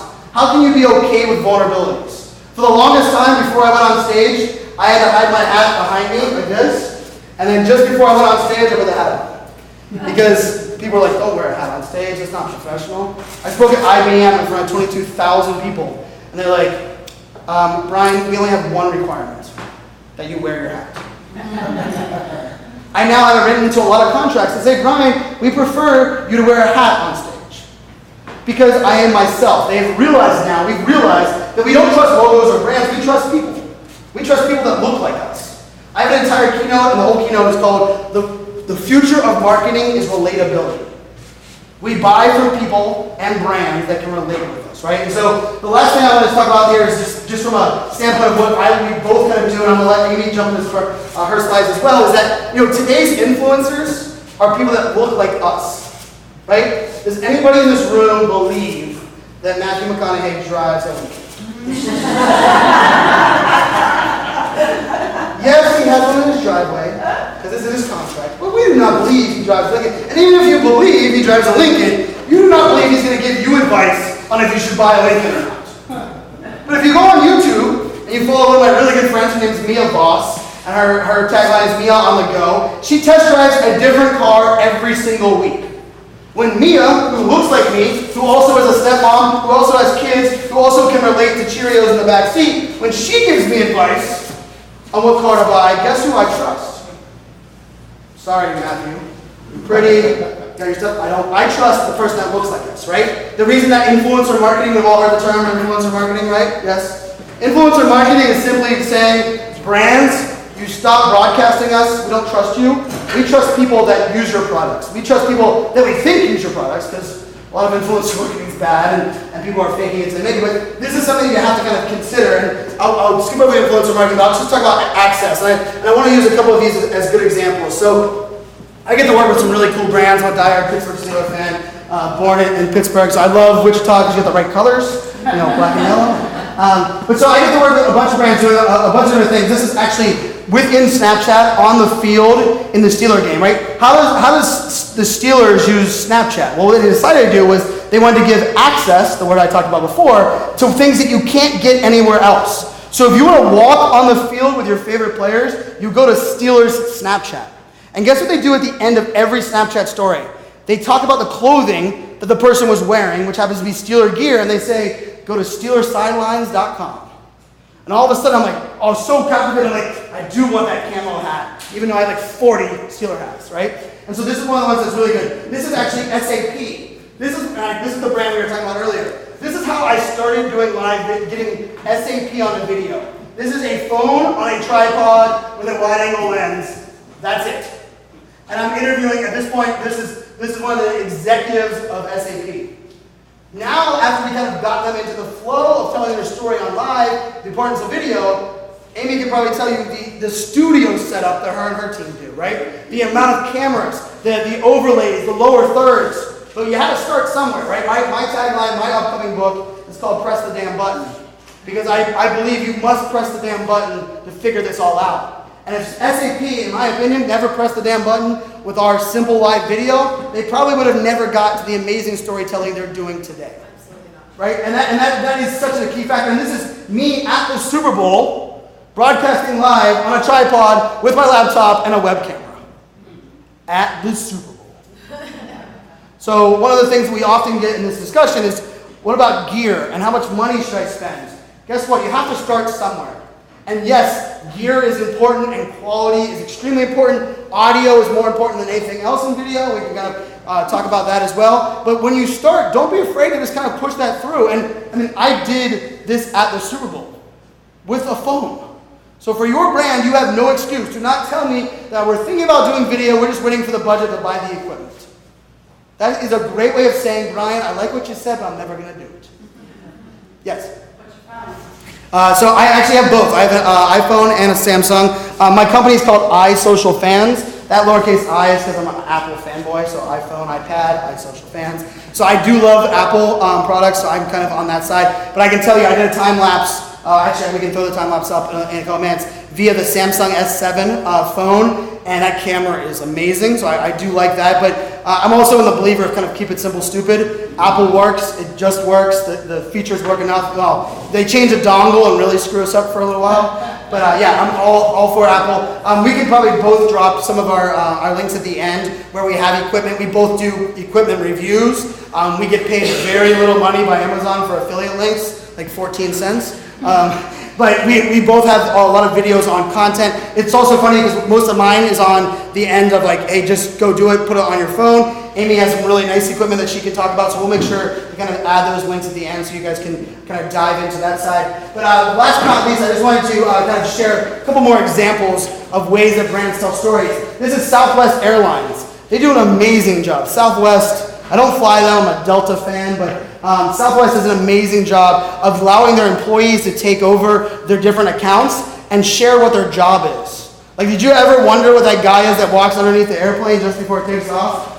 And he's just looking around? Well, I've wondered that every time I'm on the plane. Well, Southwest gave that guy a Facebook Live and just said, go share what you're thinking or what you're doing when you're going around the airplane. Well, it was really cool for me. I was able to like see a story and understand an employee. And funny enough, a lot of what they told me when I talked to them just a couple months ago in Atlanta was they actually are now realizing almost all of their live video content is a recruitment tool. That people, before they apply for an airline in their local airport, they go on to the different social media channels and say, what it's like to work at this brand. And for them, it's all their people talking about their job. So all of a sudden, if it's Delta with a commercial in their feed, because that's all Delta does is polished content, and Southwest, where it's the people that they trust telling their story, which one do you want to go work for? The one that's kind of putting on a facade and one that has the people, right? And so that's a good one. And then this is the example. This is actually Mr. Vincenzo, Amy's husband. And this is on Applebee's.com. So for 12 hours on Applebee's.com, the massive website, when you went there, that video was playing for 12 hours long. Now, I don't recommend ever doing 12 hours of live video because the only breaks we got was when we brought other people in, and all three of us are laying on the floor, exhausted from this live feed. But what we did was really fun, and this kind of gives you guys examples, is I talked about earlier about collaboration. And so what Applebee's came to us and said was, hey, how do you get out to our community that we've changed? We are no longer a microwave, they're not going to like that I say this, they didn't tell me this exactly, but we're no longer a brand that microwaves our food. We actually have real chefs. We have a great experience. And what they had learned prior to us doing this project is that the average person that comes into Applebee's that hadn't been there in 2 years leaves going, wow, I didn't remember Applebee's being this good. So for them, they were like, well, how do I get people into Applebee's to experience that? Well, they hired us. We got 25 of our friends that live around the United States, and we said, here's a gift card. Go into your local Applebee's, live stream your experience. That's all we said. We didn't say talk about how great the food. Oh, we actually told them they had to order the sriracha shrimp because that was one of the things we needed. And it was really good. They took it off the menu recently. I digress. But we sent 25 people. We brought their live feed onto Applebee's.com. Now for Applebee's, you think about it, this is kind of scary, right? We gave them no parameters, and when I asked the CMO later on, I said, well, how did you get buy-in? Like, how did you do this? And she's like, well, we did a risk versus reward, because they were working with us and we were doing risk reward. And she goes, the risk was, people are going to talk about they don't like our experience, or our food's not good, or something's dirty. And she's like, guess what I do? I now have feedback on how I can fix things. The reward was, people are going to have a unique experience and connected to our brand like never before. And we had one of the families that went in there with her daughter, with 2 kids, and she immediately looked at the menu and she goes, the kids eat free here? We're coming back. They're like, we can't pay for that kind of marketing, right? The idea that a family on live video is doing that. And so the craziest part about this whole story that I love to tell, the best part is that, yes, we actually had a little over 2 billion impressions on the hashtag Taste the Change. We were trending for almost 2 days. It was amazing content that they used for over a year. But more importantly, their average bill of sale that week at their restaurants went up by $40. Because they all of a sudden humanized their brand. They all of a sudden told a story through the eyes of us. Applebee's has been screaming from the top of their lungs for 2 years that it's a different experience. You have to come in the store. I'm like, yeah, we've heard that before. You changed your menu, made it a little more confusing, had a couple more pictures, and that's all you did. You didn't change anything. But yet, when they did something like this, they allowed the story to be told. All of a sudden, people got a different vantage point on what Applebee's was, right? And I would argue still to this day, all of my friends tagged me on posts on Applebee's. I'm no longer working with them. But actually, this was the only project we did with them at the time. Their agency is amazing, which is the reason that happened. But I get tagged on Applebee's posts probably twice a month. So I was like, Brian, man, Applebee's is still good, or the reason I found out the sriracha shrimp was no longer on the menu was one of the people that is a follower of mine just tagged me and said, Brian, what happened? I've been a fan of the sriracha shrimp since you ate it on Applebee's.com, right? And so these are ways that storytelling can really, really be important. So I'm going to show this last thing, and then I'll let Amy take it. Is I get to work at the Hard Rock Hotel, and I help them kind of do brand storytelling. And oftentimes, especially the Hard Rock Hotel, each hotel has their own management, right? And some of you might have that, right? You have each branch of your organization is doing something different, and you have to inspire people to do it. Well, for them, they told me about this long process, 6 months, that they were building out this giant process to go live on video or to create what they called spontaneous video. And they were about 4 months into this process. So on my break, I did a workshop in the morning, I was doing a keynote in the afternoon. I said, on my break, I'm going to go outside, and I'm going to create a video that's going to be better than their 6-month planned live video that they created. Now, in context, I'm using my mobile phone. I have no other equipment on it. It is literally the iPhone that's sitting right here. It's their iPhone X. I'm holding it simply like this, and I'm using the Twitter app. I'll let you guys watch.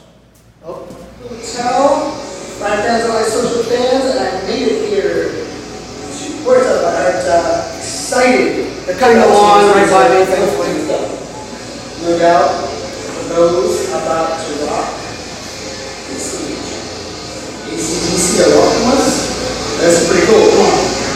And here we are with this beautiful lobby. And check in the hotel right there. Place I really want to check out is this beach. Right on that window. Now I'm excited to be here. I'm going to be talking about social media, digital marketing, influencer marketing, truly how amazing hotel a brand like this can connect with those travel agents, those consumers, and make sure we get the right people. Beautiful locations like this. Wow, this is breathtaking. They say it's breathtaking. I think I'm going to agree. Wow. Now I expect beautiful weather, beautiful beaches when I come to places like this. But beautiful pools. Look at this. Look at this. Get any better? Oh yeah, there's one behind me over there too. Pools as far as you can see. Food, entertainment. Some music, a little Missy Elliott, and then of course, a beach. Now oftentimes it's hard for me when I work with some brands because they don't have a story to tell, they don't have great content. And granted, that means I have to really work with them on storytelling and being clever. But when you got views like this, truly, how can you go wrong? You have the VIP, nice little huts, with all the people here on the beach here at the Hard Rock, the hotel behind me, and yeah, beaches upon beaches upon beaches. Now, this is beautiful. I'm excited to be here. Hope you guys will enjoy my session. Check it out. Remember, content is about telling a story and pressing the damn button. So Angelina, I forgot, I was using an Apple AirPod. If you guys saw in my ear, I actually use the AirPods. I don't know if you guys actually have, how funny, I have it in my pocket. So these are the Bluetooth AirPods that Apple puts out. So it actually uses as a mic. So I was using, I forgot that I was using that video. I was using that rather so there wasn't as much background noise as you saw. I didn't edit any of that. That was not edited at all. I used Twitter app. And the thing about the Twitter app that's really important, the reason I want to show that is that the Twitter app, when you're doing video, you hold your finger down on the video button. When you take it off, it just pauses your recording. So you saw me out front, and then I walked to the lobby, and then I held the button down and it was in the lobby, and then I took it off, walked outside. Now the limitation on that is it's 2 minutes and 20 seconds. It also, the limitation is I'm a little shaky, right? I might have been hungover. But the ultimate piece of this, that it took me 5 minutes to create that. I sent it as a tweet. The Hard Rock that was in this location retweeted it. June 1st of this year, they sent me a message to let me know it was their most engaged retweet in 12 months. From a hotel that should be doing this kind of content on a regular basis, telling the story from people's points of view, right? So I did that with a Twitter app, a mobile phone, and a simple earpiece. So I think these are things you have to start thinking about. It's not as hard as we have to make it. Now, this isn't something that you should ever put on their websites. I mean, did you hear, like, I mean, there's music in the background, so it's probably getting copyright infringement. It's shaky, I spun around like 4 times, why, I have no idea. But this is the type of content that works on that platform, on social media and on Twitter. So when we're thinking about these kind of things, the call to action in the tweets was, I love this hotel, make sure you guys are following this brand, right? Like, that was it. But these are the type of content you can create by simply pressing the button, telling a story from your first person's point of view. So I'll kind of leave you, we'll drop links and stuff in a little bit, but we'll let Amy get to a couple things on our side, and then we'll do questions together at the end. All right. You got a clicker? I got a clicker. I got one. Okay, are you guys interested at all in amazingly best practices for awesome video? Okay, fabulous. So I'm gonna go over 5 secrets of the best YouTube storytellers. This is going to be a little in the weeds, but it's going to be really cool once you understand why some of these things that happen on places like YouTube, like cat videos and things like that, work when it comes to keeping attention. That's what we're all trying to do here, is try to figure out how do we create great content, but not only that, it could be amazingly awesome, but is it keeping attention? That's the hardest thing in the world to do. So here's the first secret I want to go over: hooking the viewer. How do we get them in? We got them in, but how do we keep them? How do we really hook them in? And so I'm going to play a sample for you. This is by a friend of mine. His name's Swoozy. This video sampling, not the entire thing, I recommend the entire thing, is called "Took My Uber Driver on a Date." Like, yo, we got an audition for you to go in and audition for Star Wars. And part of me was like, yo, it's about freaking time. The other part of me was like, and they wouldn't tell me nothing. They wouldn't say this was for Disney XD, for a movie. I didn't know. So I'm walking in there like, what's my motivation, mate? I don't know my character's headspace, nothing. So from that clip, what did you notice as he was telling the story? Anything you noticed whatsoever about that video? Anything that jumped out at you? Come on, I need your participation on this one. You gotta figure it out. The Star Wars logo. Star Wars logo, okay. What else happened throughout that sequence? Fast-paced. Fast-paced? Combination of real people versus more cartoon effect. Definitely. Animation versus? Feelings. What's that? Feelings. Feelings? Fear. Yeah. Totally. Story?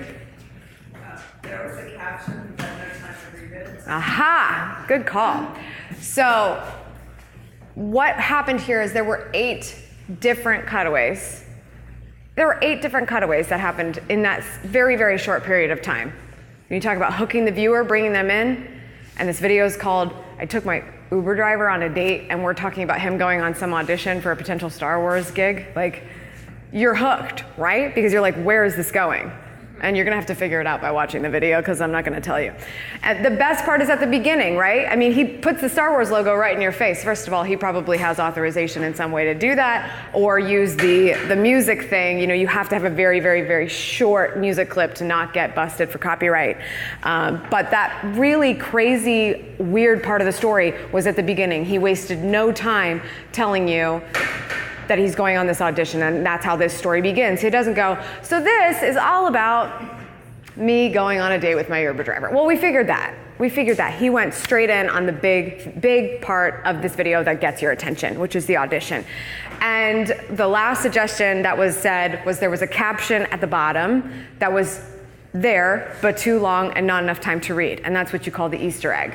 The Easter egg effect is used so frequently on YouTube, and what's amazing about it is, if you don't have time to read it, what do? You have to pause.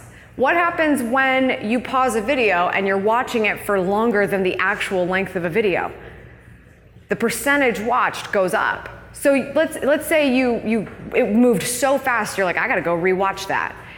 The starting point of a video could be higher than 100% retention because the rewind effect happened or the pause effect happened.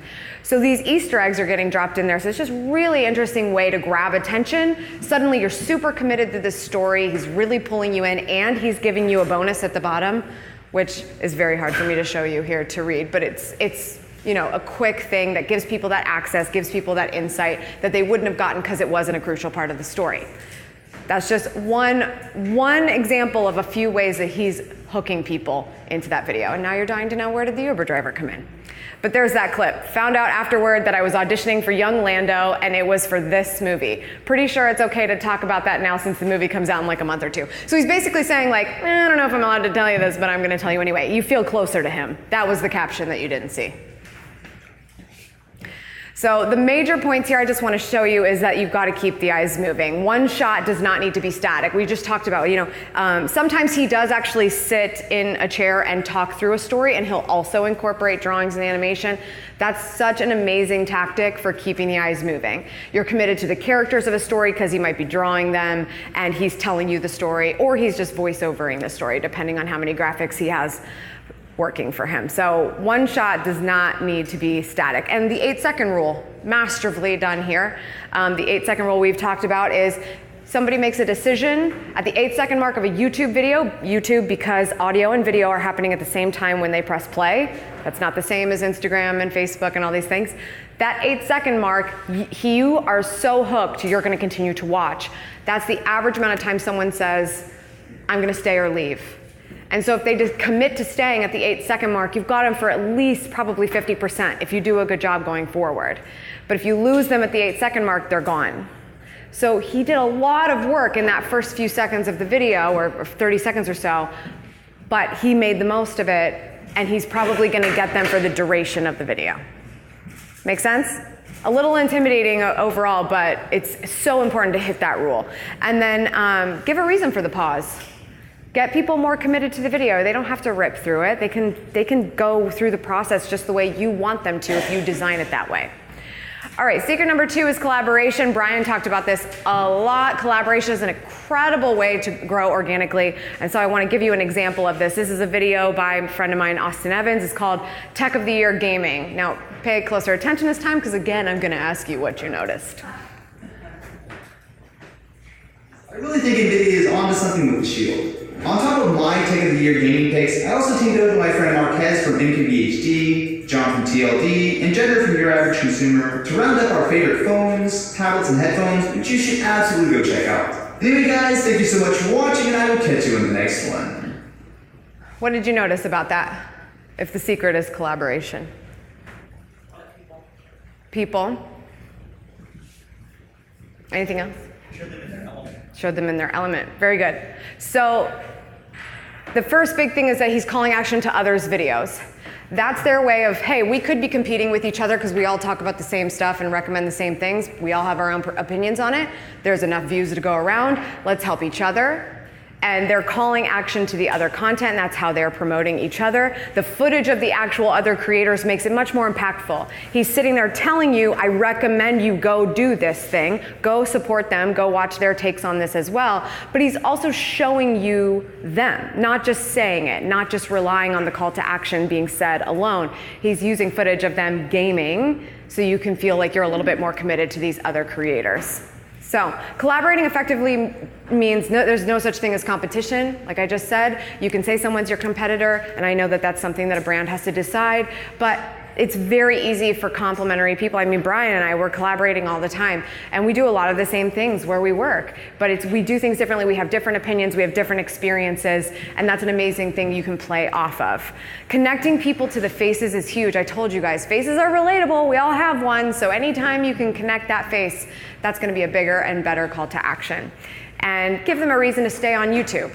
So this is a massive, massive part of YouTube call to action strategy. If you want to grow a channel, and a lot of companies will groan when they hear this, you have to focus on the channel. You have to focus on the energy of the platform. If you want more from YouTube, you have to give more to YouTube. And the same goes for every single other platform, no matter why we are consistent there. So when Austin ends a video and he's saying, hey, I want you to continue to enjoy this experience, go watch somebody else.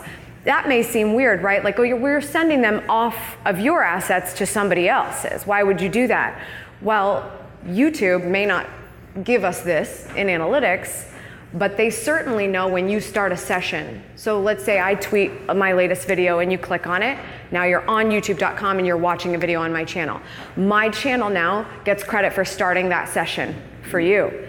Now what happens? On average on mobile, a viewer is watching for 40 minutes. If my video is 5 minutes, YouTube's trying to get another 35 at least from you. So what happens next? If I send you off platform, they didn't get that 35 minutes, and they don't like that. So if you start a session, that's good. If you end the session, that sucks. But you can continue their session on other channels, and you're still going to get good cred for that because you kept them on the platform where the platform is making the most amount of money. Does that make sense? So any call to action, especially if you're like, we want to grow the channel, awesome. If every call to action at the end of every video is, go download this thing from my website, the channel will not grow. It just won't. Everyone's out for themselves. YouTube's out for themselves. Facebook's out for themselves. Your website's out for yourself. You have to understand you have to give to the platform in order to get. So really saying, okay, what's the purpose of every video? You know, if we can do 1 out of every 4 videos, we call action to the email list, start to grow that a little bit, but really focus our efforts in those other 3 in subscribe to the channel being the main call to action and watch another piece of content that we've created that contextually makes sense for why they just watched this. You're going to increase the likelihood of traction of that YouTube channel. All they're looking for is, how can we get this channel to exponentially grow? And if you are the source of that beginning, they watch that. They got 1 view, now they got 2, now it's 4, now it's 8. And if it's growing, they see that even the smallest spike can point YouTube to, hey, this might be good content. These viewers are staying. You have good audience retention. People are watching for a good duration of the video, and they're going to another YouTube video when they're done. They're not just leaving. That's a sign that your channel is healthy. It is bringing in a great audience to the viewing experience of YouTube as a whole, and that makes you a valuable channel to YouTube. So it may seem really, really tough to grow in a place like this, but it's because most of us are trying to spread our content all places, everywhere, instead of, it's okay, just hunker down and focus on the one thing. The video is only on YouTube, and then we'll go live on Facebook. We'll play a small snippet of it in Instagram stories to get them to swipe up and go. Do the things you have to do to get the traction back to the source so you can grow that place. Does that make sense? So it's very, I mean, Austin's just like, hey, go watch all my friends. I don't care, because if they stop your session, that's not on me. I sent you over there, and that's awesome, right? So it's keeping the people on the channel. Pacing. We talked about this. Somebody brought up pacing already, but let's look at John Green. Did anyone read The Fault in Our Stars or watch the movie? John Green, also the creator with his brother of VidCon. This is a video from John and Hank have a channel called Vlog Brothers. It's amazing. They just like talk to each other in videos. It's like my favorite thing ever. What you make of it? Thoughts from Venice. Yesterday morning, feeling a smidge tired, and then stood in this very long customs line before catching a ride into the city. Are we going to see some Pilates? What about some statuettes? Are you going to be annoyed this whole trip? I'm just going to add a vowel to the end of the noun. Yes. Not going to offend you? Yes. Okay, cool. I'll bear that in mind. We're in Venice from this huge art show called the Venice Biennale for the art assignments. Sarah showed with PBS, but our filming didn't start until tomorrow, so we checked into our hotel room, marveled at the view, and then set out into the city. Venice is a very crowded city, but not with residents. Its population has shrunk by more than half in the last 40 years. In fact, more people lived in Venice 1,000 years ago than do so today. What did you notice? When it comes to the vlog and pacing, what did you notice? I can't hear it. There were a lot of cutaways, and some were fast, but then some were a little slower, so it sort of Mm-hmm. away. Anything else? That's good. We started with space. Started with? With space. Right, great. Then he did the scenery, the views. Mm-hmm, mm-hmm. There was 2 sets of pacing. There was the pacing of the actual images and the pacing of the voice. The pacing of the voice was pretty consistent all the way through, but the pacing of the images changed to fit the topic. Absolutely. The key word there is voice, right? How was this story being told? Most of the time.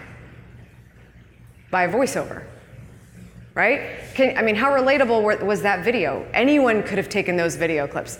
If you went to Venice, you just like hold the camera, like here's people walking by.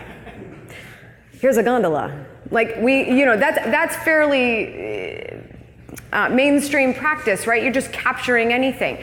But instead of just letting those images live on their own.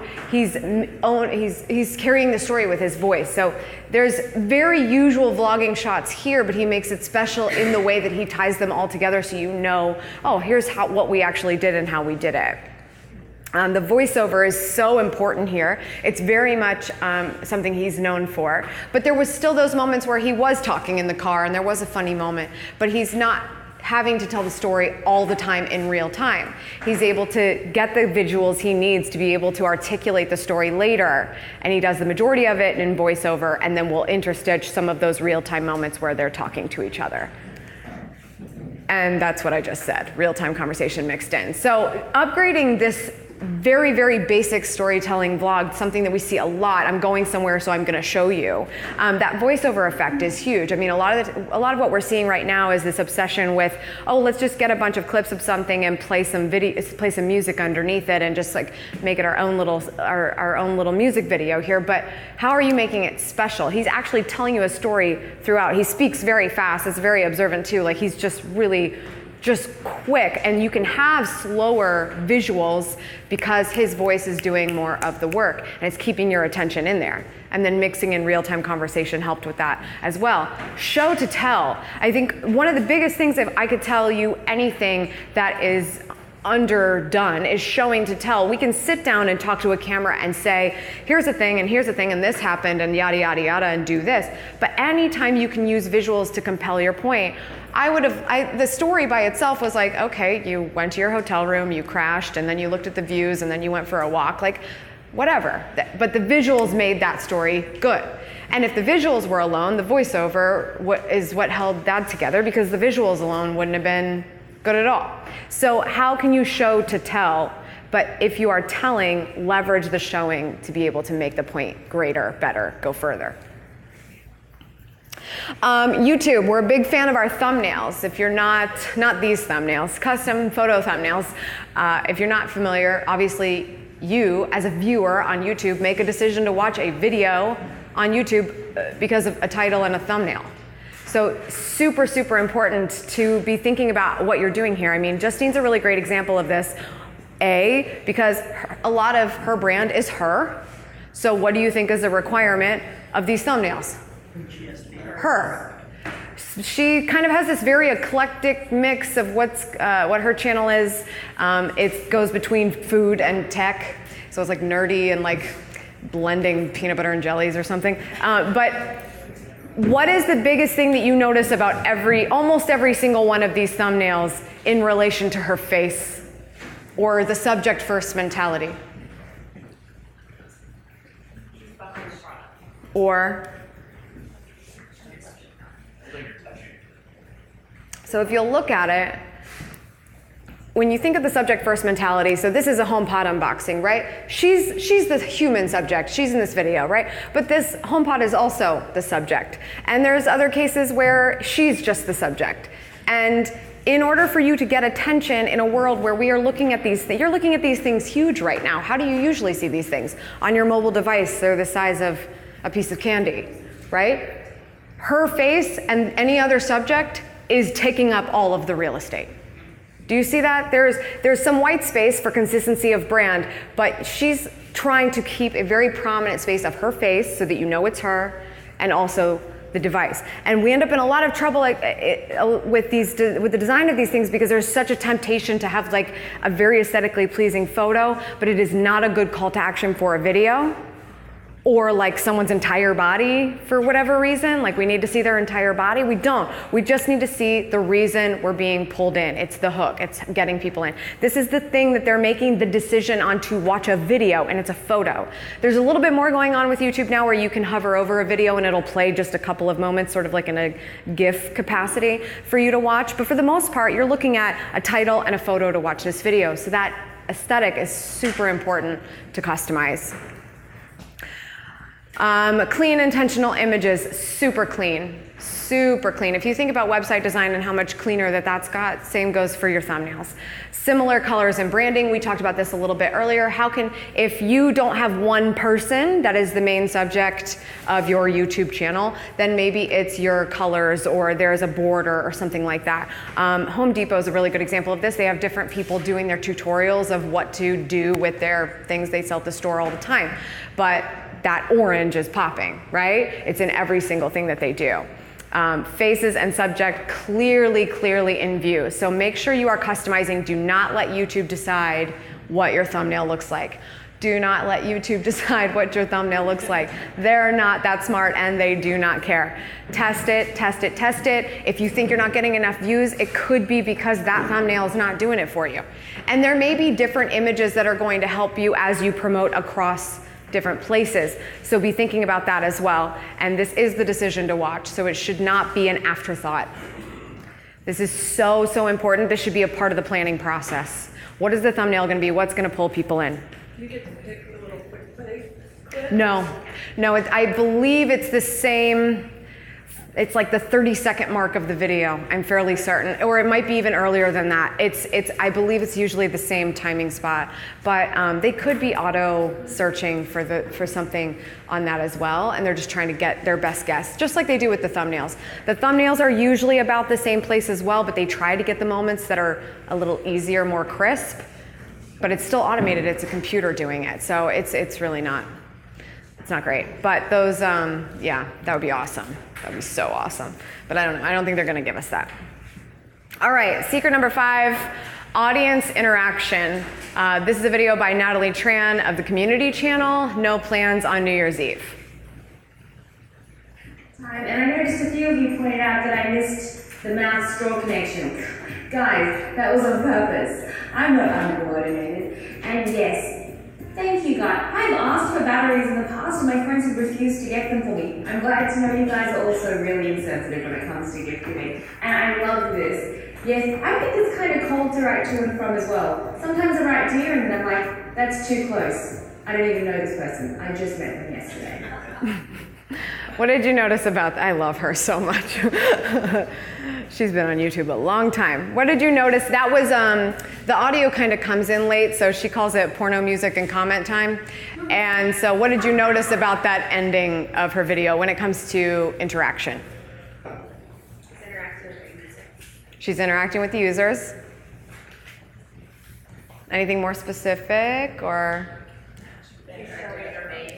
Names?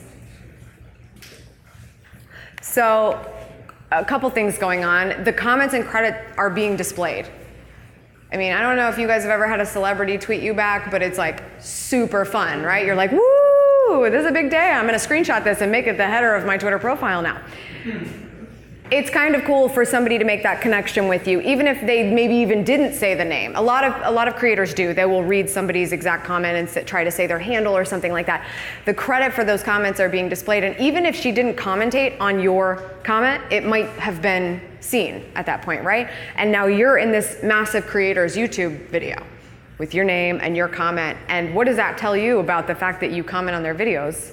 You're going to want to do it more. You're getting the reaction from the creator. It's not just, being displayed.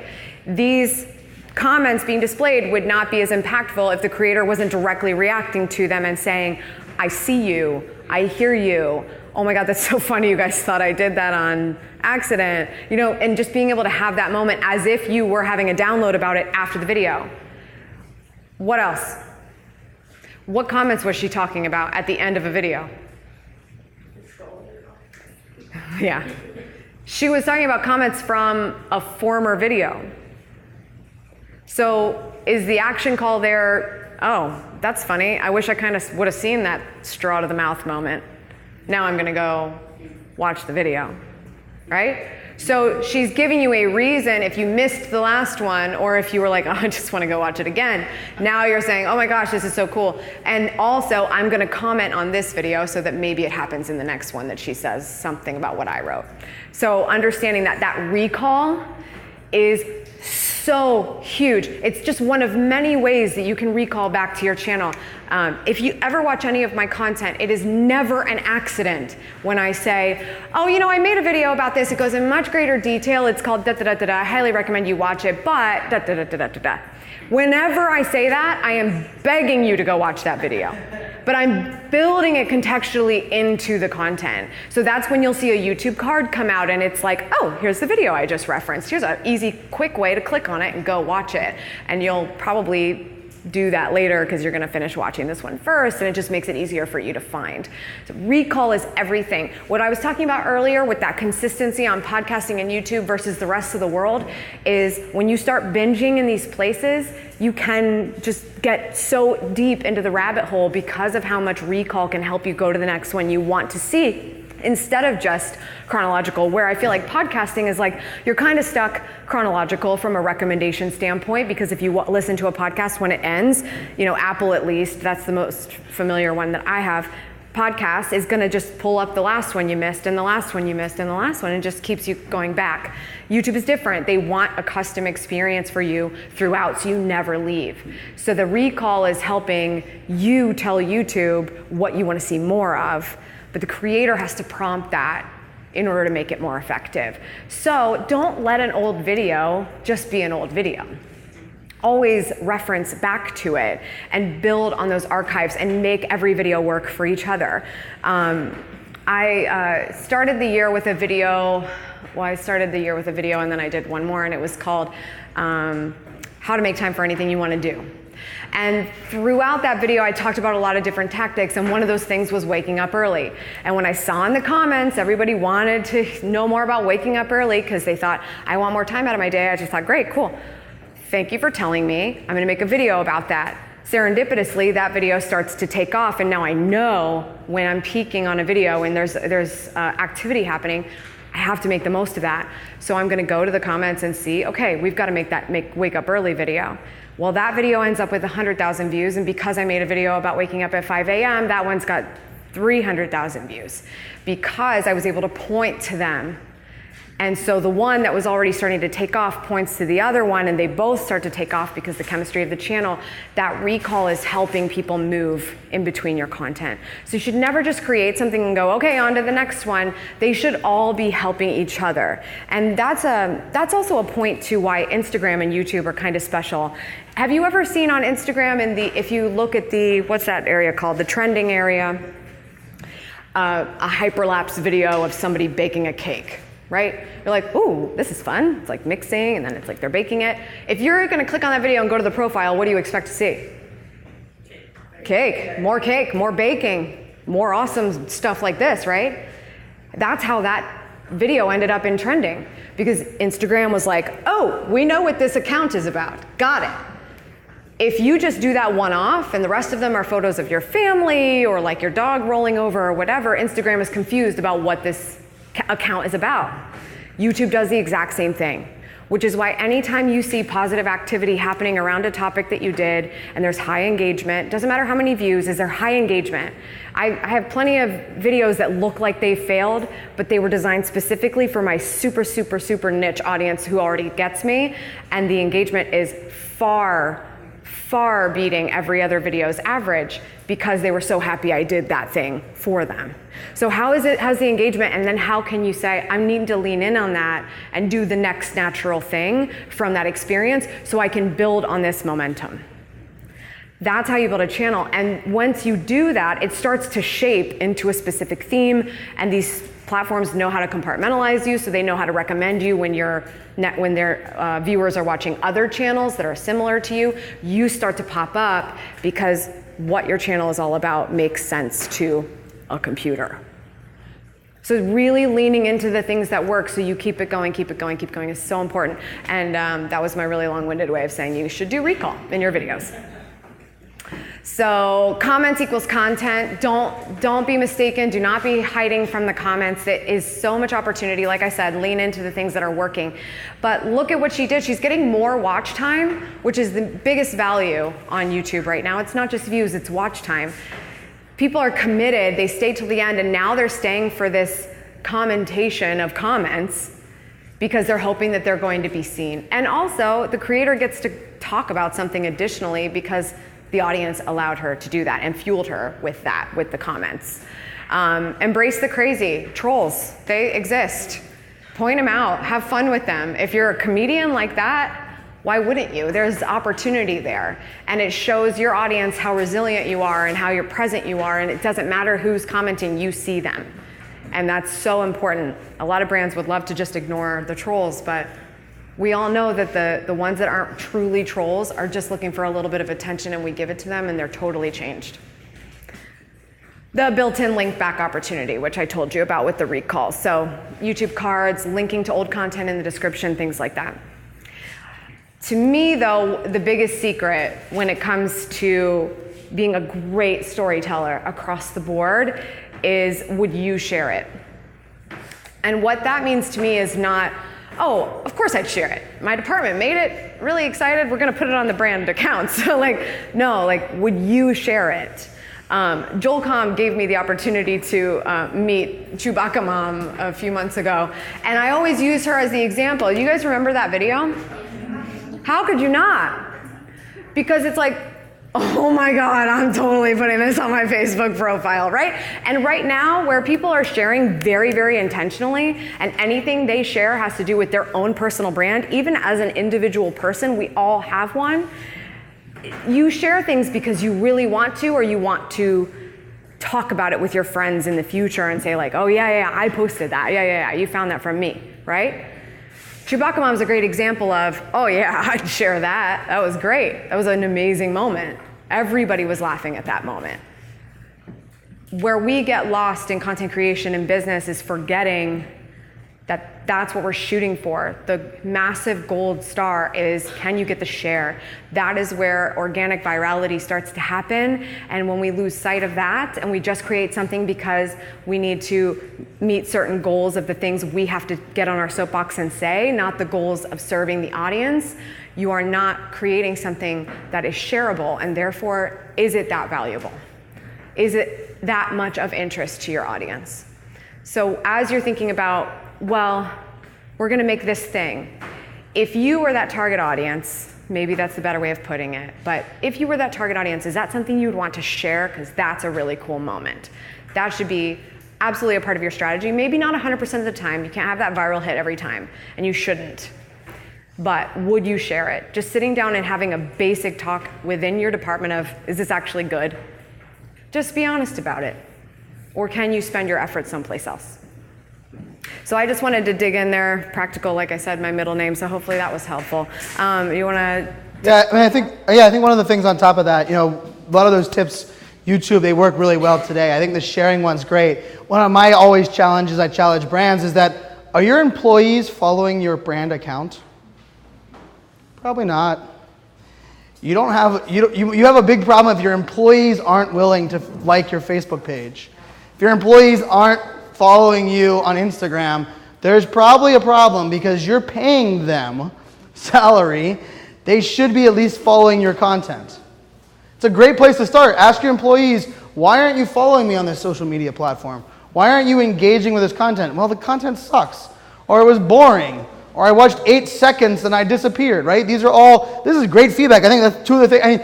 Each time Amy gives those tips, I'm laughing because I'm like, that works the same on Instagram. It's the same on your email newsletter, right? Like callbacks, mentions to others. I mean, some of the most powerful content ends up being, you give a couple people love, those couple people are almost guaranteed to share it. Then all of a sudden their audience is like, wait, who's this person that is also calling out my friend? I'm gonna go subscribe to them, right? This is like the path through social media. And I agree completely also, every action we take online as consumers is part of telling our story. So you have to ask yourself as a brand, is our brand good enough to be in part of someone else's story, right? Twitter's maybe the exception. I especially retweet a lot of stuff that probably isn't as loyal, but the stuff I'm commenting on Instagram, the stuff your audience is commenting on YouTube, even LinkedIn video, for those that don't know, at the moment, you can upload a native video for 10 minutes on LinkedIn to your personal account, to your personal employee account. That's another great way to test things out. Have a couple employees upload bits and chunks of your videos on LinkedIn and give the call to action to watch the whole video, go here. right? There's lots of these type of things to kind of play with. But based on kind of Amy and I giving that kind of feedback, we'd love to take some more questions, kind of like we did at the beginning. So what are some things that you guys have questions about, you're curious about, want us to go into a little bit more detail on? Right here. My question is, if I'm doing a Facebook Live video on a weekly basis, I think I'm making good content, I think I'm training people to, I'm going to be there, I'm going to be live, I'll keep showing up. What's a reasonable expectation? Let's say 1,000 people watch that video. How many of those people can I expect to actually take action on my call to action at the end? 10? 100? So I work with a company called Del Mundo. I'm on their board, so in transparency, we do all social video analytics. And the interesting thing is on the original viewer of a Facebook Live, there's not very many that take a call to action. The stat that we like to use is called repeat viewership. So if you can get someone to come back to multiple videos, that person has a much higher, like 80% likelihood that they're going to take a call to action. So that whole idea of being consistent, you care a little bit less about 1,000 people on one video. I would like to have 100 people show up to 3 videos over a 6-month period. Because if they come back and watch 3 of them, the chance of them actually taking that call to action is high. So there isn't a really like a definitive number. That's kind of where, repeat viewership is my favorite stat. I like it on every channel, right? How many people, I don't care about email open rate, I care about the same person opening an email more than once. Because if they're doing that, they're engaged, you got them, right? It's the idea, the same thing. How many times do they comment on YouTube? Someone that comments on 3 or 4 videos in a sequence, you know they're a fan. They're not just someone that clicked the subscribe button, turned off notifications, and never show back up, right? And so that's another piece. Also, understanding the metrics. Facebook calls a watch 3 seconds, right? I think after 3 seconds, Facebook considers it a watch. On LinkedIn, I believe it's now 10 seconds. They just changed theirs. On Instagram, all it is the focus is on the screen. So if someone scrolls really slowly, that counts as a view. On Instagram, you don't even have to tap in. You don't have to turn the sound on. So these are things you have to kind of consider when you're looking. Vanity metrics around video is a little bit harder to understand. You really want to dive in. YouTube does a great job of giving you more details as a creator. Some of the other platforms don't. IGTV actually has a great thing. In IGTV, you can actually click Insights, and it tells you exactly how long people watched. So like my first Instagram TV got 500 views within an hour. I'm like, this is awesome. And then I opened it up, and like I had 18 people that made it past the 5-minute mark. And I was like, oh, it's a 10-minute feature, but it sure doesn't matter because apparently people don't like to listen to me that long, right? And so these are things that you definitely can play on. But yeah, repeat viewership is one of my favorites. What other questions? Don't be shy. I have a question. All right. So I put some videos out when I used to work for a comedy club, and I would interview the comedians, and I would get so discouraged because 100 people saw my video, and yet like 500,000 people watched this guy sitting around in a Speedo with some goggles eating chicken. And I'm like, my video was way freaking better than this. How do you, maybe my content was boring to some people. I don't know, but I'm like, chicken nuggets in a Speedo? How is that exciting? Like, how do you fight with that? How do you manage that? It's amazing how much terrible video that we will watch as human beings, but we do. It's very low commit, and it's also, did that really happen? Good. Glad I'm watching this so I know it really happened. The reality is, if someone did that, did it build off of something else? It probably looks ridiculous to you and maybe went crazy viral, but whatever they did leading up to that could have built this reputation around their channel and what people are used to from them, and the next thing's got to one-up the thing before that, and then suddenly you get to this like Speedo chicken nugget thing. But it often doesn't just happen from, oh, I just put this out there and it took off. And an interview, which is what I believe you said, an interview format takes a lot of commitment. Because if I haven't already committed to the channel and your interviews, and you don't already have that reputation with me yet, and this video is just showing up, how much cred does the name have? How much searchability does the name have? How much searchability do you have? And the fact that you're asking the questions, do I already like you? Do I already like the way you think, the way you're interviewing people? There's brand commitment that has to be there in order for that interview to work.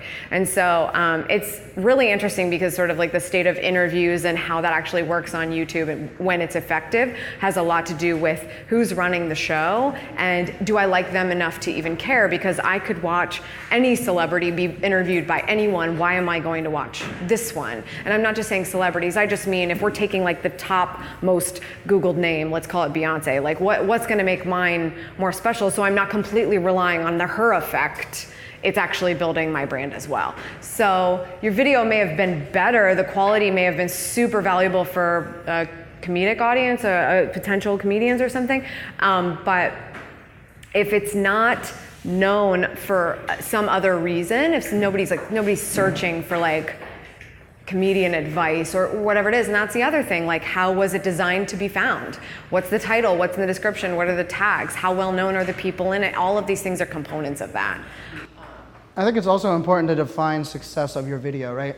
I think in this world we're always comparing ourselves to others, but you also have to remember what did they create that video for, and what am I creating my video for? And then also I have a thing called screenshot awesomeness, which is simply the idea that you screenshot anything good happens. So I host a podcast. Joel Comm is in the back. He's one of the keynote speakers later on. Joel's podcast called Bad Crypto, which I gave way too much love to yesterday, is about to hit 5 million downloads very soon, right? 5 million. I launched a podcast very similar time to him, and I'm about to hit 350,000 downloads. So we are on two different spectrums of downloads, but I can tell you I have screenshots, about 16 of them, that have led me to full paid speaking gigs from emails that simply said, Brian, I never heard of you, discovered your podcast, I listened to episode 33, can you come there and speak to my company about episode 33 of your podcast? So when I look at success metrics, if I just gauge it against his podcast that's trending on iTunes, I'm not going to continue doing it. But what I decided was success for me was building rapport, convincing myself I can be consistent, which is something I struggle with personally, and then also using my podcast to grow my speaking business. All of a sudden, I'm using these screenshots as the inspiration to keep going. So when I hear numbers like that, it scares a lot of people. And another thing that for live video, one of the secrets I use on live video, for your first 20 videos, I ask you to stick a sticky note on the bottom right-hand corner of your phone. Anybody have any idea what's in the bottom right-hand corner of your phone? The number of people watching. Because guess what happens on your first video? You're watching, hey everybody, you worked really hard, everything's right, and then you're like, you see 4 people and 5 people, you're like, sweet, people are watching. And you're like, so you're talking your content, all of a sudden it goes to 25 people. In your head, you're like, what the hell did I just say? And you get really excited, and then all of a sudden it goes 3, 2, and now you're like, oh God, they don't like me. What do I do? So here's the thing, when you're starting on live video, cover that up. Deliver quality content, then don't rant on, get the hell off the feed, but get used to delivering the content. Now I can tell you, I use those live numbers to my advantage now. I've done 2,300 live videos. When I see my numbers going up, I say, thank you guys so much for sharing this to your audience. I appreciate it. The recap, this is what I'm doing on the live video coming up. You guys should stick around. If the numbers start going down, I'll say, oh, I forgot to mention, would really love if you guys share this to your audience. Or any questions you guys have, because all of a sudden the engagement comes back and then people are willing to share. So I use those numbers, I look at that the entire time. Well, I try to look at the camera while looking at that because nobody likes someone that's staring at the bottom of their phone. But that's one of the secrets I use as well, because the viewership and the competition and comparing ourselves to others is a massive issue. I'm working with a title company in Arizona, like real estate titling company, and they've been pumping out amazing video content, and they kept telling me it was failed. And I finally went and met with them, and we're sitting down. I'm like, why is this failure? And all of their examples was little iJustine, who you saw up here. They had iJustine as like, well, look at this. She gets 1.1 million viewers. I was like, you're talking about signing a lease. What in the world is going on? Like, why are we comparing those things? So that's another piece of it, is like, if you define success first, you can measure yourself against success. If you just go and then you're trying to measure yourself against other people's success without even knowing their own reason, you'll never continue. And I think that's another reason why podcasting is hard, because a lot of people are like, I'm trying to trend on the iTunes list. I'm like, why? I'm like, well, because I want to be found. I'm like, well, do you want to be found, or do you want to have people that subscribe to you every week? right? Like, do you want to have someone show up and listen to one episode or listen to multiple episodes? Like, what are your goals? And there's multiple different goals. Your podcast could simply be word of mouth. I worked with a dentist in Arizona, and he wanted to increase his dentist business, and he wanted to do a podcast. And I'm like, well, no one's going to listen to you talk about teeth. Horrible, right? But what he did was he started listening to his audience, and he's like, man, everyone that comes in, because he's a higher priced dentist, he doesn't like to say that. He's a luxury dentist.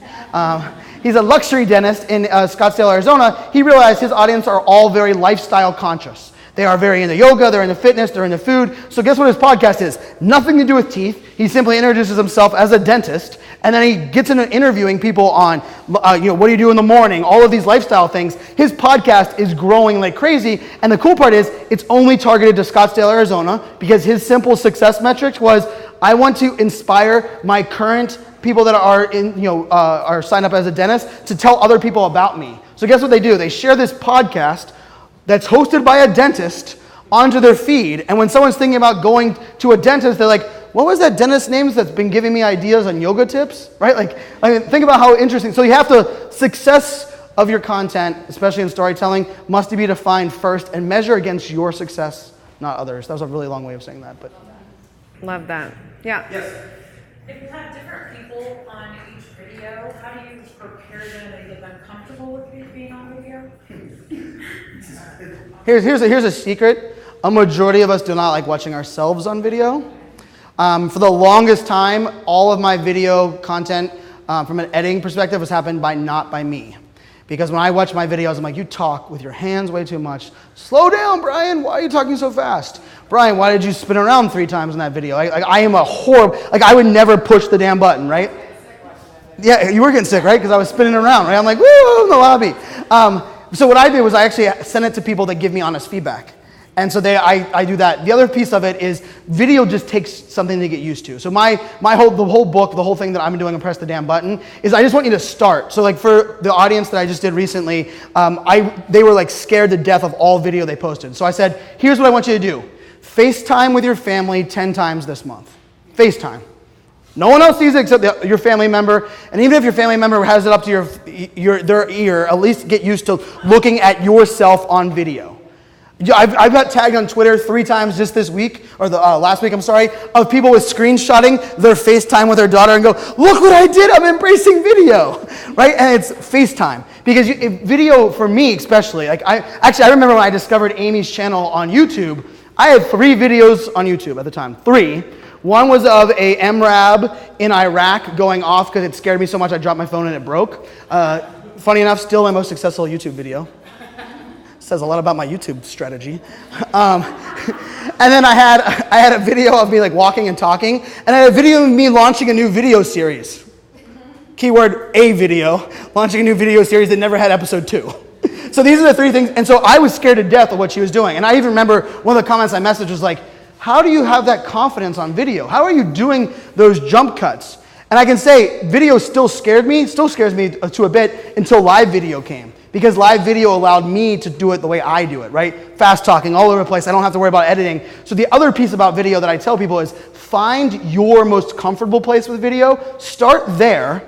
And then the second place you go with video is where your audience is, like a YouTube, right? Like if you like getting things out quickly, like I was just talking about Damian Ross, the guy before, I'm talking to him about Instagram stories. He's witty, he's quick, he's fast, but he only thinks about production. He hates live video. I was like, well, the only way I'm going to get you to live video is to get you to start doing Instagram stories, which are just 10-second clips, right? And he starts getting used to being not perfect, used to being okay with like a bad angle or a bad light, and then eventually I'll get him to live video. So I think video, especially for me, if I hadn't gotten into live video, I would not be talking about video at all, because live video ended up being my gateway, but you kind of have to find your own gateway for video. The only other thing I would add to that, especially if it is a department where there's a few people on set and the person that is being filmed is not the same person that has to edit and things like that, they are so lucky. I have learned a lot of things about myself that no one else knows, but I see it every day in HD when I edit myself. But what I would say is, to anyone, but it's really great if you can do this as a team to help each other, is that the camera lens is not just a camera lens, it is a human being. And so when you really start to reshape looking at the camera and realize it is a person, who is that person, what is their name, what is their life like, why do they buy our product, why do they care, luxury dentist, why do they do yoga, that kind of thing. When you do that, it gets a lot easier to talk to a camera because you're not thinking of it that way. So if you're going live or you're on your own or whatever, that's like so important to hone in on. But I think if somebody is able to facilitate in a team setting and someone's filming and really just helping that person on camera to keep in mind who they're talking to, how they would talk to them, what are the mannerisms, get rid of the jargon, how do they talk. When you do that, I think it gets a lot easier to prep somebody to, practice, but actually once it's time to make the real thing, they'll be ready. That's the single most important thing that most people do not do, and it sets everyone apart when they realize, I'm not talking to my mom, I'm not talking to my best friend, I'm not talking to my friends who think this is weird. That's what I had to deal with in 2008. Like, everyone thought I was absolutely crazy. I was carrying a camera around with me all the time, but I knew who I was talking to. And the byproduct of that, whatever, they'll figure it out. Oh, here we are in 2018, they figured it out. But knowing who you're talking to, that's gonna help anyone that has to sit in front of something that looks like it's judging you, And I'll say it, and she won't. Buy them a copy of Vlog Like a Boss. There's steps inside of Vlog Like Your Boss that get you over the psychology of video and get you start looking into this whole piece that she has. That her book is really good at getting people into that flow to understand how to not overthink it, how to think in the right mindset. Like, I think it's really, I've been giving that copies of this book out like a boss, because it is one of those things. Video is hard, and when you get people in the right mindset, it helps. Yes. I just have a question about how would you say that you should utilize Instagram stories and Instagram highlights to help support your brand? I love Instagram so much. Me too. It's my favorite platform in the world at the moment. Yeah, I love stories. Specifically, right now, I'm not just exporting a video, I'm also exporting a series of stories in order to promote that video on my stories. And then highlights are fantastic. We started a summer book club on the channel, but I told everybody, I want to actually read it with you. I don't want to be like, here's my review of this book, now go read it. So I said, you're going to have to find out what the book is on my Instagram, and now they come over and there's a highlight dedicated to what the book is. So they know where to go to find that. And then the stories, I think the stories are an amazing place to, again, just like he's doing with Damien, just remind people that you are human, even if you have this perfectly aesthetically awesome Instagram feed. That's what stories are for. And leveraging the link in bio or the swipe up to just remind people you have other things going on. So in between me traveling and hey, look, I'm here with my friend Brian, yada, yada, yada, there will be another series of segments that I'll post after that are here's the latest video that came out, swipe up to watch. And then it'll be me again, and then you maybe might see a series of segments that say, here are the events I'll be at the rest of the year, are you coming? And so you kind of just find opportunities to use graphics. I love Instagram stories for that. It is such an amazing opportunity. And the other thing is, what we talked about with being consistent. Does anyone know when a story dies on Instagram? 24 hours. So how often do you think you need to post? Every day. And that consistency there is huge. Instagram's a funny platform. They were built on one concept, that we are going to do one thing and do it well. They now have Instagram stories, they have Instagram Live, they have Instagram highlights, they just launched Instagram TV. So they now are doing one thing 5 different ways really well. But I look at Instagram stories all over exactly what Amy's saying. I use it for context to what I post in the normal feed, right? So I know that I'm gonna have a picture of Amy and I up here. So what did I do this morning? I woke up and said, hey guys, this is what we're doing. I'm outside. I don't know how many people were waiting in line today. You saw me sneak out there. I did an Instagram story previewing what's going on here and letting them know, hey, check out what Amy and I talked about by going to my feed, right? I can even use that as a feed. Or even better yet, oh, you guys didn't know I do workshops? We just did a workshop, isocialfans.com/speaker. Right? So I use that as a piece. I think highlights are amazing. I don't know how many people have been following what I've been doing the last couple of days, but I'm doing a thing called Road to Social, where I started off in Lima, Ohio with 3 other people and that are speakers at this event. And we've been driving from Lima, Ohio,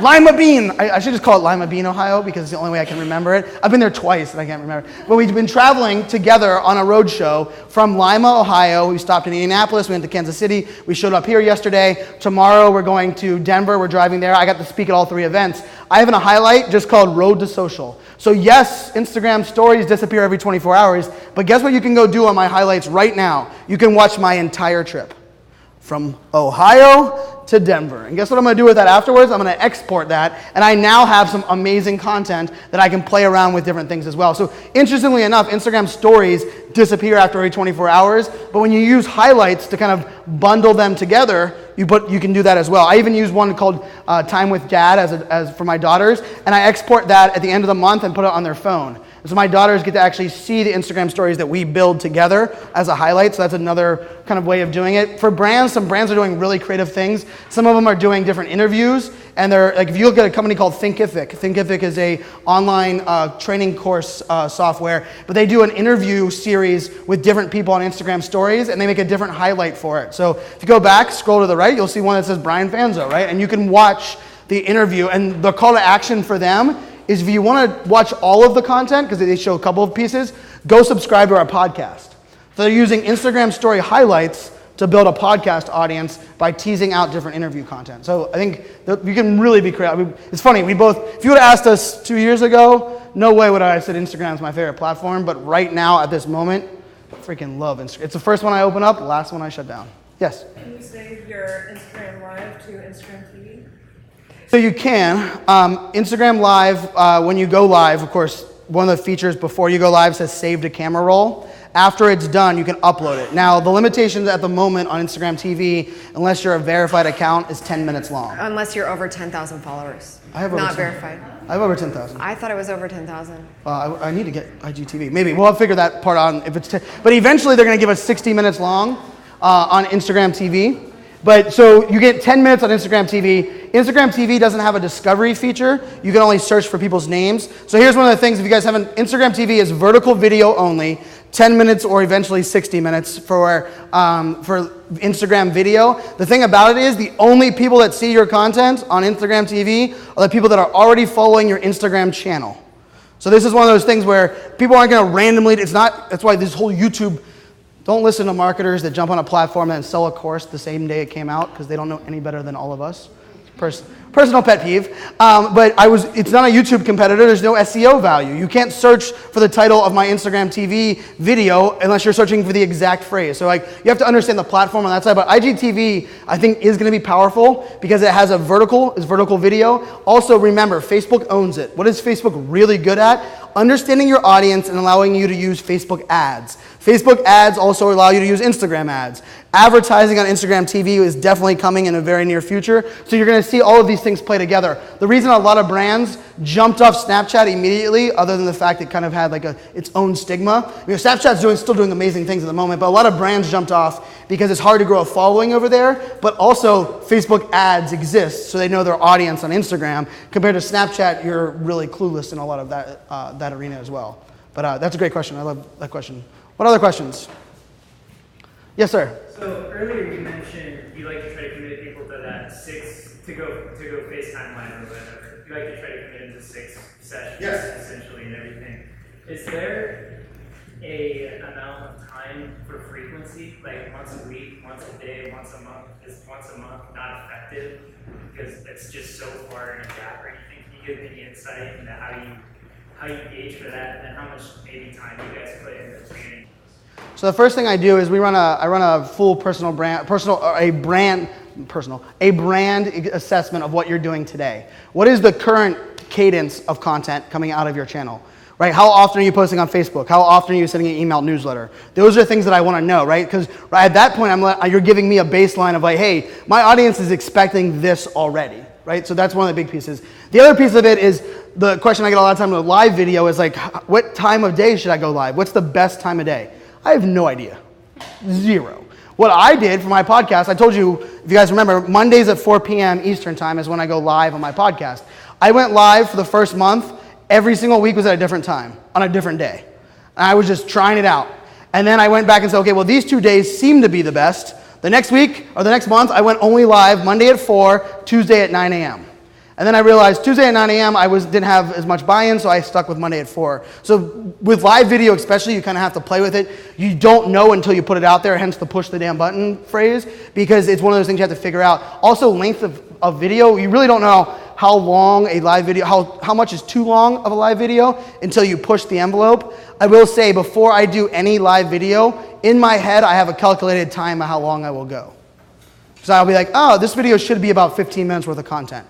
And if I get to the 15-minute mark and I'm like, wow, Brian, you're still drowning on, I remind myself, if I only thought it was worth 15 minutes, I probably should shut up, right? Because I talk a lot and I rant a lot. But those are things you have to think about as well. But there's definitely no set direct time on that.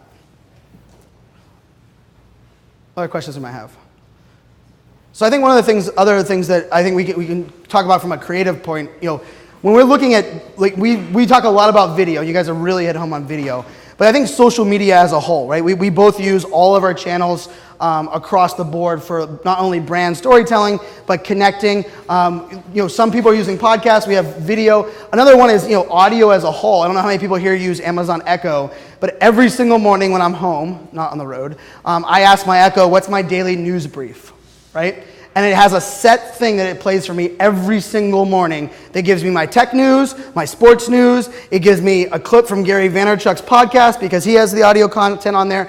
It actually gives me an update from my 4 favorite brands if they've posted on a podcast recently. So these are things you also have to be considering it. I call it omni-sensory experiences. Right now, we're going to get to this world where virtual reality and augmented reality are coming. You have to start thinking about content not only from a video visual, but what's the audio, what's the sound, the music that's playing, right? We've already gone there with some of these things, but you have to start factoring those in, especially when it comes to moving forward. So when you think of gear, what's your thought process on gear for a lot of people that are kind of in that frame of mind now? It says, okay, where do I start with the gear to start doing vlogging or YouTube or video? I mean, you start with what you have. Period. You cannot get in your head about what gear I need to buy. The amount of times I've seen somebody buy gear and it ends up in a closet because they never even learned how to use it. I mean, it happens all the time. If you don't just start, and I think we showed that example with SAP, they just started with what they had. So that's my advice on that. I mean, I guess this is my go-to video on the go camera. It's just a Canon G7X. And I like it because I don't prefer to get texts while I'm making a video. That's pretty much most of it. And I also, I prefer the camera. It has a front-facing screen and all that kind of fun stuff. But I've upgraded to that. I made good on the fact that I was going to consistently create before I bought the thing. And I bought it because it made it more convenient for me to continue to be consistent. And I think that that's the major component. When you're starting with what you have and that thing is a smartphone, audio is going to be something that you need to think about. The AirPod hack was a good one. I think that's good for if you're outside. But being outside anywhere with any camera that has a built-in microphone is definitely a variable. So I would go into what you've got there. Yeah, which is like a boom. Yeah. And this is plugged into a phone, right? So this is, and it also plugs into the camera, so it's the same piece of that. And audio, I mean, you can't hear it enough. The audio of a video. A video might be shaky, but if the audio is good, you might be watching. The amount of times for me, oftentimes I'll even ask people in my video comments, I'm like, did you watch my video or did you put it on a second tab and listen to the audio?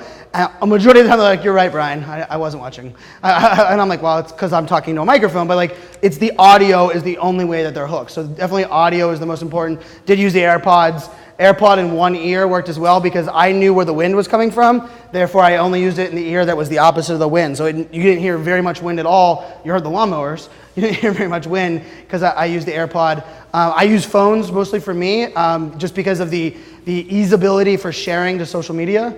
A lot of the content I create, I even edit on the phone and then I push it out, right? I'm the one that's kind of the content. I'm in the real-time content creation for a lot of the brands. But yeah, just your phone can do it. This tripod's $8. It's a table tripod. And it's as easy as that. $8 and a phone, and you can kind of push forward. I agree with you, though. You have to kind of calculate a lot of the audio plays, especially if you're outside. Yeah. I have a question about editing. Yep. Talked about it. I do all filming, all editing right now. I do it all myself. Yep. And I'm kind of anal retentive when it comes to editing. Mm-hmm. So I spend a lot of time editing. Mm-hmm. How do you, in social, I'm doing many different venues, but specifically in social media, I use my iPhone a lot, but there are other venues that I use, a Canon 80D, and I spend a lot more time editing. How do you guys manage that? Like, I spend a lot of time editing, but I should not spend. So anyway, we're both gonna have different answers on this because we both, and like, I mean, if I could put out the content, the quality that she's putting on from a production perspective, I would be doing that. For me, I'm weird. I have Final Cut Pro, Adobe Premiere, Camtasia, and iMovie on my laptop. So like all 4 of them.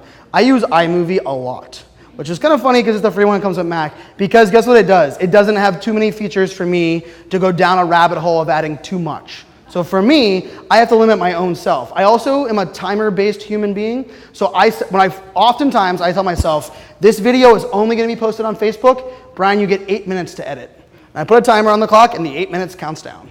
Because I know myself that I will spend 28 minutes, and the difference for the viewer, for me, was like not even close, right? So, and there's also an element when for me for editing, is you really do have to think about it from a viewer perspective. Like, what is the reason I am editing for? Right? Like, what am I, is it because I talked too long, I drowned on, I took multiple cuts, right? And so how do you think of editing? Because I mean, she is known, especially in the marketing space, her ability to edit amazing video, oftentimes the one camera shoot and make it look like it was 3 cameras, make it look really dynamic. Because I mean, you are the... I'm so proud of you that you block your time like that. Thank you. Because that's what I do. Oh really? Yeah. Maybe I learned it from, I probably learned it from her vlog. Because the thing is, like, I'm going to spend, obviously I'm not going to spend 8 minutes, but I'm definitely going to spend a couple of hours if I want to. And it's because these videos are going out and they're going to be archives, they're going to last. That Facebook video is going to die, so you shouldn't spend a lot of time on it. It's not going to be perfect though. So just making sure that you understand where you are right now in the current state of your editing skill, and you know what your template is. You know, I often copy paste a lot of the same stuff into a new project. I use Final Cut Pro, but if you're thinking about using professional level software, you should start with iMovie if you're a Mac person, because they're very much similar spaceships. You'll figure it out. But I'll just block out the time. And if I'm getting to the point where the video's not done and I'm running out of time, I need to stop with all the bells and whistles and just get it out. Because I don't have the time. And I'm not investing in becoming a better editor. I'm just okay with where I stand at this moment doing my own projects, because my YouTube channel is not one that I plan to offload onto my team, because they're editing for our clients, and that's where I'd rather them spend their time. And the editing process has been a creative one for me, and it's one I enjoy. So that's why I hang on to it. There might be other situations where you're like, I don't love this, but I'm doing it. You know, would you be better served to outsource it if you found the right price point? Because if your time is worth more, you should not be editing content. Unless you are an aspiring editor or an aspiring full-time YouTuber with no help, you really shouldn't be editing your own stuff. It's a waste of your time. You should be getting other better interviews, sponsors, other things that are going on. I think also, you know, consistency, and I use my social side, so I will post out publicly before I do a video. This will be live at 1 p.m. today. Because all of a sudden it puts the constraint on, hey, I just told the world, you do this really well. Like, hey guys, the video I'm editing right now, I'm still working on it, but I'm gonna get it out for you tonight. Well, all of a sudden now, you just put it out to the world, even if, you know, whatever social channel is. And I'll see that on Twitter from you a lot. You'll be like, hey, this is the holiday weekend, you guys aren't gonna get one from me on Sunday night, you're gonna get one on Monday. Those kind of things allow you to kind of allow the audience to put stuff, you know, kind of have that credit, that check on you. And I'm only telling them because I have the same time every time. Every time. It's Wednesday and Sunday at 5 o'clock. So right, and if that's it's going to be late, they need to know. Right. See that, and right there, that's a lesson for everybody, right? Consistency is important. If you aren't going to be consistent, own it, and let them know why, and let them know when to expect what they're getting, right? You do that amazingly. You're bringing them in. You're just letting them know the process. Because the amount of times I work with a big brand, and they're like, well, we didn't do it on Monday, but we didn't tell anybody, so they didn't notice. It's not called consistency, it's called hiding the truth. And they did notice, and they won't care, they won't believe you in the future when you put something out there. Right, right. What other questions we have? Good question. Yes? If you were to choose, both of you, one brand on social media who just puts out like amazing video content, like your favorite video content, could you choose one? One brand or personality? I mean, I can't probably choose one. I think some of the best brands aren't necessarily doing it all in-house either. They're really leveraging influencer marketing, and they are moving the needle. But I've always liked Red Bull. Yeah. Or like, Red Bull's it a is great the one. best, like, it is the best use of like, oh, let's put our logo in the context of an amazing experience, and like, I can't watch I don't watch like that kind of activity anyway, but those kinds of sports and like racing and stuff, I can't watch that stuff now and not think like Red Bull's got to be involved or something, because like you just connect them so much to these like really crazy random experiences. But that's just I think that's an oldie but a goodie. The PGA and the NHL do a really good job of putting out video clips during live sporting events, which is a really good one. Away Luggage, which is AWAY, they do a great job of adding production level quality video in their Instagram stories. They do it on their Facebook, but then they'll also do an influencer one. They actually use one. I'm not paid. I had to pay for my luggage. I didn't get a discount. There's plenty of places that, but I paid for my luggage, and all I did was a quick testimonial of like, damn, I haven't invested in good luggage in a long time. I finally did, and it made a huge difference. They reposted it to their Facebook page, and like the way that they did it was very crafty, and like even their wording on. So Away is one that I love. Will Smith, if you're not following him on every channel, Jesus. That guy motivates. He has some smart people working with him. He does. He was like an OG YouTuber when he joined 5 minutes ago. It's so weird. So good. He's definitely one that you have to follow. I already admitted to being an IO210 fan, so I'll now admit to being a Full House fan. Candace Bure, which is DJ on both Fuller and Fuller House, because my daughters are addicted to the new one. She's awesome on Instagram stories. Amazing. She does what it looks like to be a celebrity in the morning with no makeup. And then she does what I look like after working out. And then she'll do one for an entire night of glam and glitz. And then the next morning, it's playing with her dog. And she brings you on a journey where I right now know season 4 of Fuller House is coming out. Thank God, because I've watched the other ones with my daughters way too much. And I get to follow the journey with her on there. And she does it in such a human way that a celebrity that I think is disconnected from the world. She is as connected to the world. She talks about her peanut butter milkshakes that she's addicted to, which I also like. Like people like that are really shrinking that bar and giving people access, I think are really good on there. There's another one called, her name's Brooke Entz. She's a CrossFitter. She sells her fitness gear. I'm wearing her shoes. That I bought them because of an Instagram story that she talked about. All it was an Instagram story about why she wanted to work with a shoe company, and she told the shoe company, I'm gonna be on my feet this much, I'm gonna be working out with this kind of equipment, I need the shoes to have this kind of quality. That Instagram story had me running to the No Bull account and buying this pair of shoes, which I'm usually only Converse. Like she's another one, really good influencer marketer. I mean, she makes a ton of money per month, which is simply product placement, but she does it in like an organic way. It's a good question. I like that. Yes? So you're not following, I'm trying to remember her name and it just left me, but being an IO210 fan, Michelle Williams' best friend. Oh, I know who you're talking. Busy Phillips. She's great. She is great. And also is the actress Blossom from the TV show Blossom. Yeah, she's really good on social media as well. I was trying to even think who else pops up on my. I am like so, and the reason I like Instagram, just to put it for me. Instagram is really hard for marketers to ruin. As a marketer, I follow a lot of marketers and drive me crazy on Facebook because it's an online course of pitching for something, of resharing their own brand stuff. And what Instagram does great is that you get one link.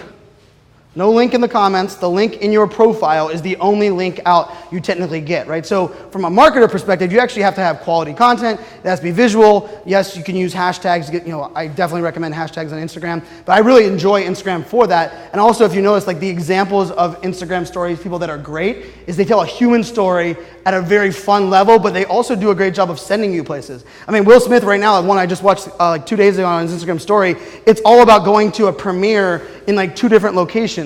But damn it if I don't wish that I was living in San Jose, that I was going to this premiere. So think about that like in your content. There's some people that if you watch closely, they're bringing you on the journey with you and giving you call to actions without you even realizing you're doing it. Oh, and that's the magic on I Instagram. have another one that's like maybe a little controversial, but really good. I just remembered. Beauty by Dr. K. She is a plastic surgeon. And I've never wanted lip injections in my entire life, but I love watching people get lip injections.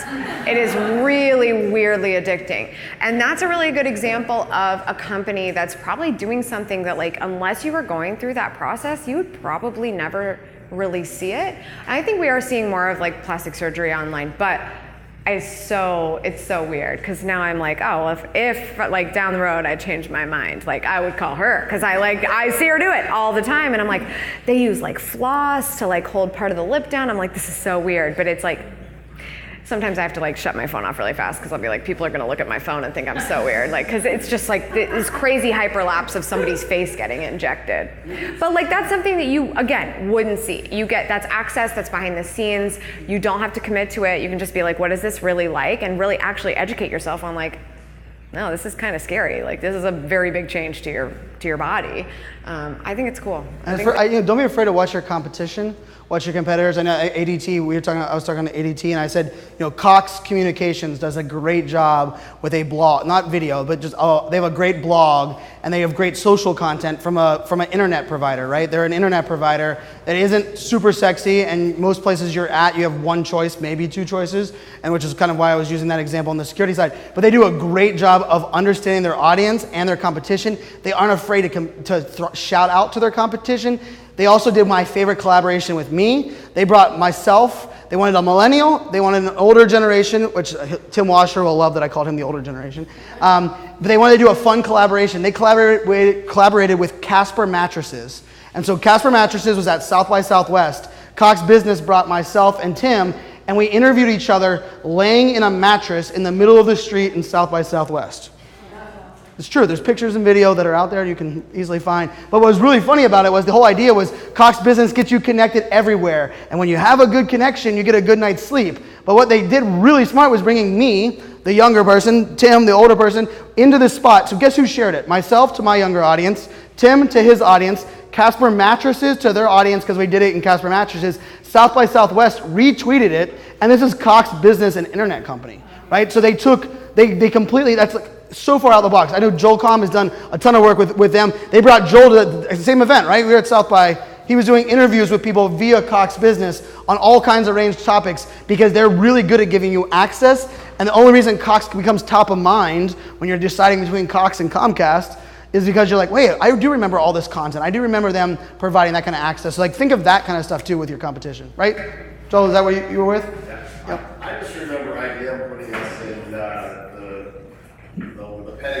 pedicabs. Jimmy Kimmel on Meerkat. Yes, we were live streaming, and at that time it was on Meerkat, which was the app before all this craziness. And like both of us had giant followings on Meerkat at the time, and her husband. We all three were big in that side. And they did a pedicab interview series, right? IBM did, and the whole idea was IBM is changing the way we connect in a pedicab in South by Southwest via influencers, right? So those are some fun ways to do it. The other thing on influencer marketing, we didn't really talk about that from a brand storytelling.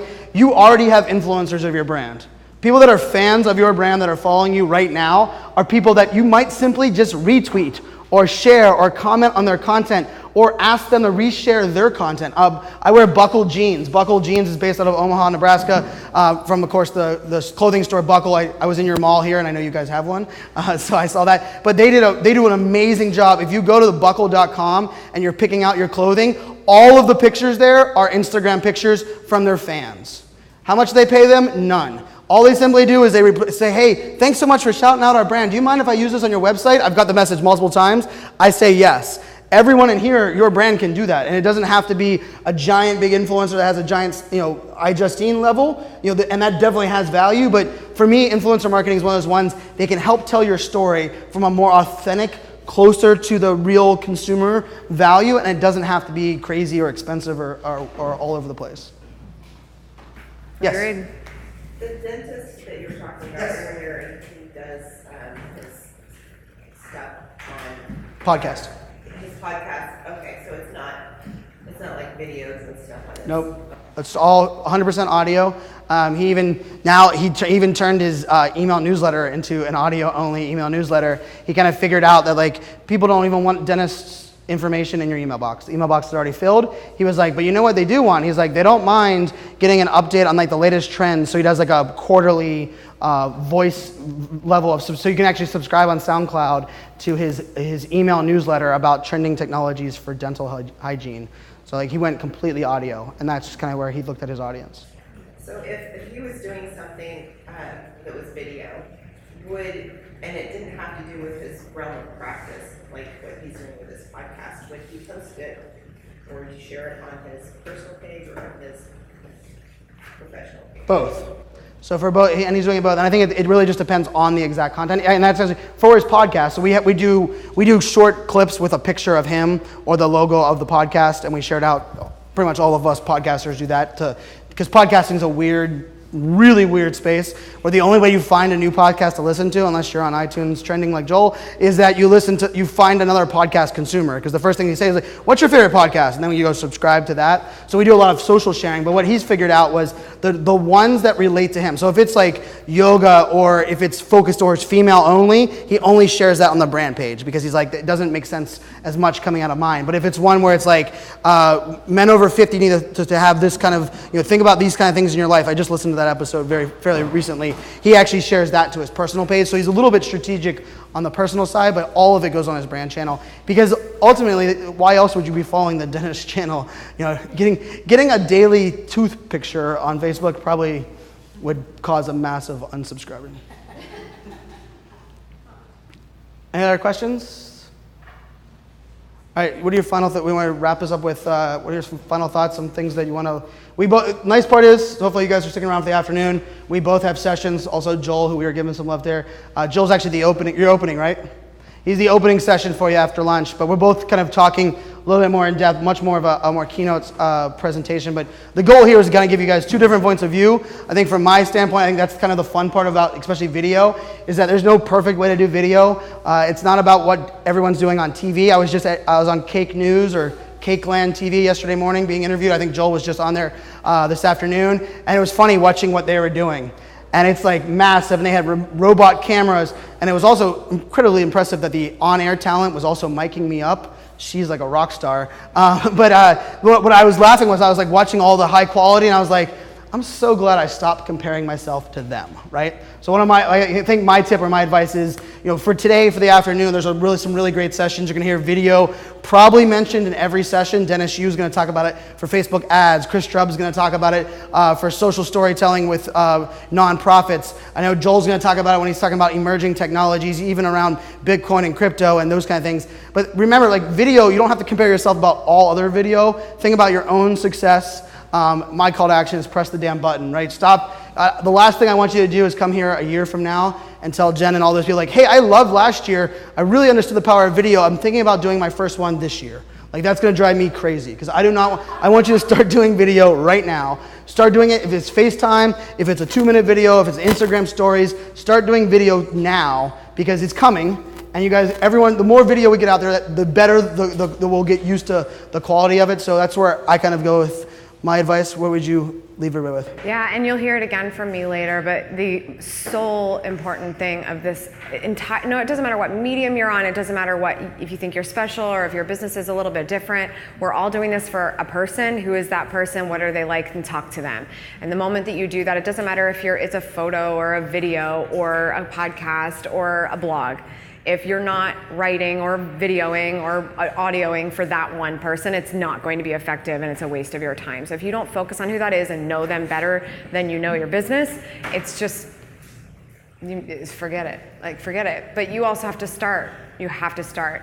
Keeping that person in mind, starting and looking at the camera like it's that person. You're way further ahead than every single other company around you. And I'm sure when you heard Brian talking about, look at what your competitors are doing, they may not even be very good examples because we're still really in an amazing situation right now in 2018 to stand out and be the best in your industry. So that's how you be the best, is to focus on who that person is and do it for them. Drop your website. amylandino.com, but you can go to youtube.com/amytv and get the lowdown. There you go. And iSocialFans everywhere with a Z at the end or a Z. iSocialFans.com and iSocialFans on every single channel.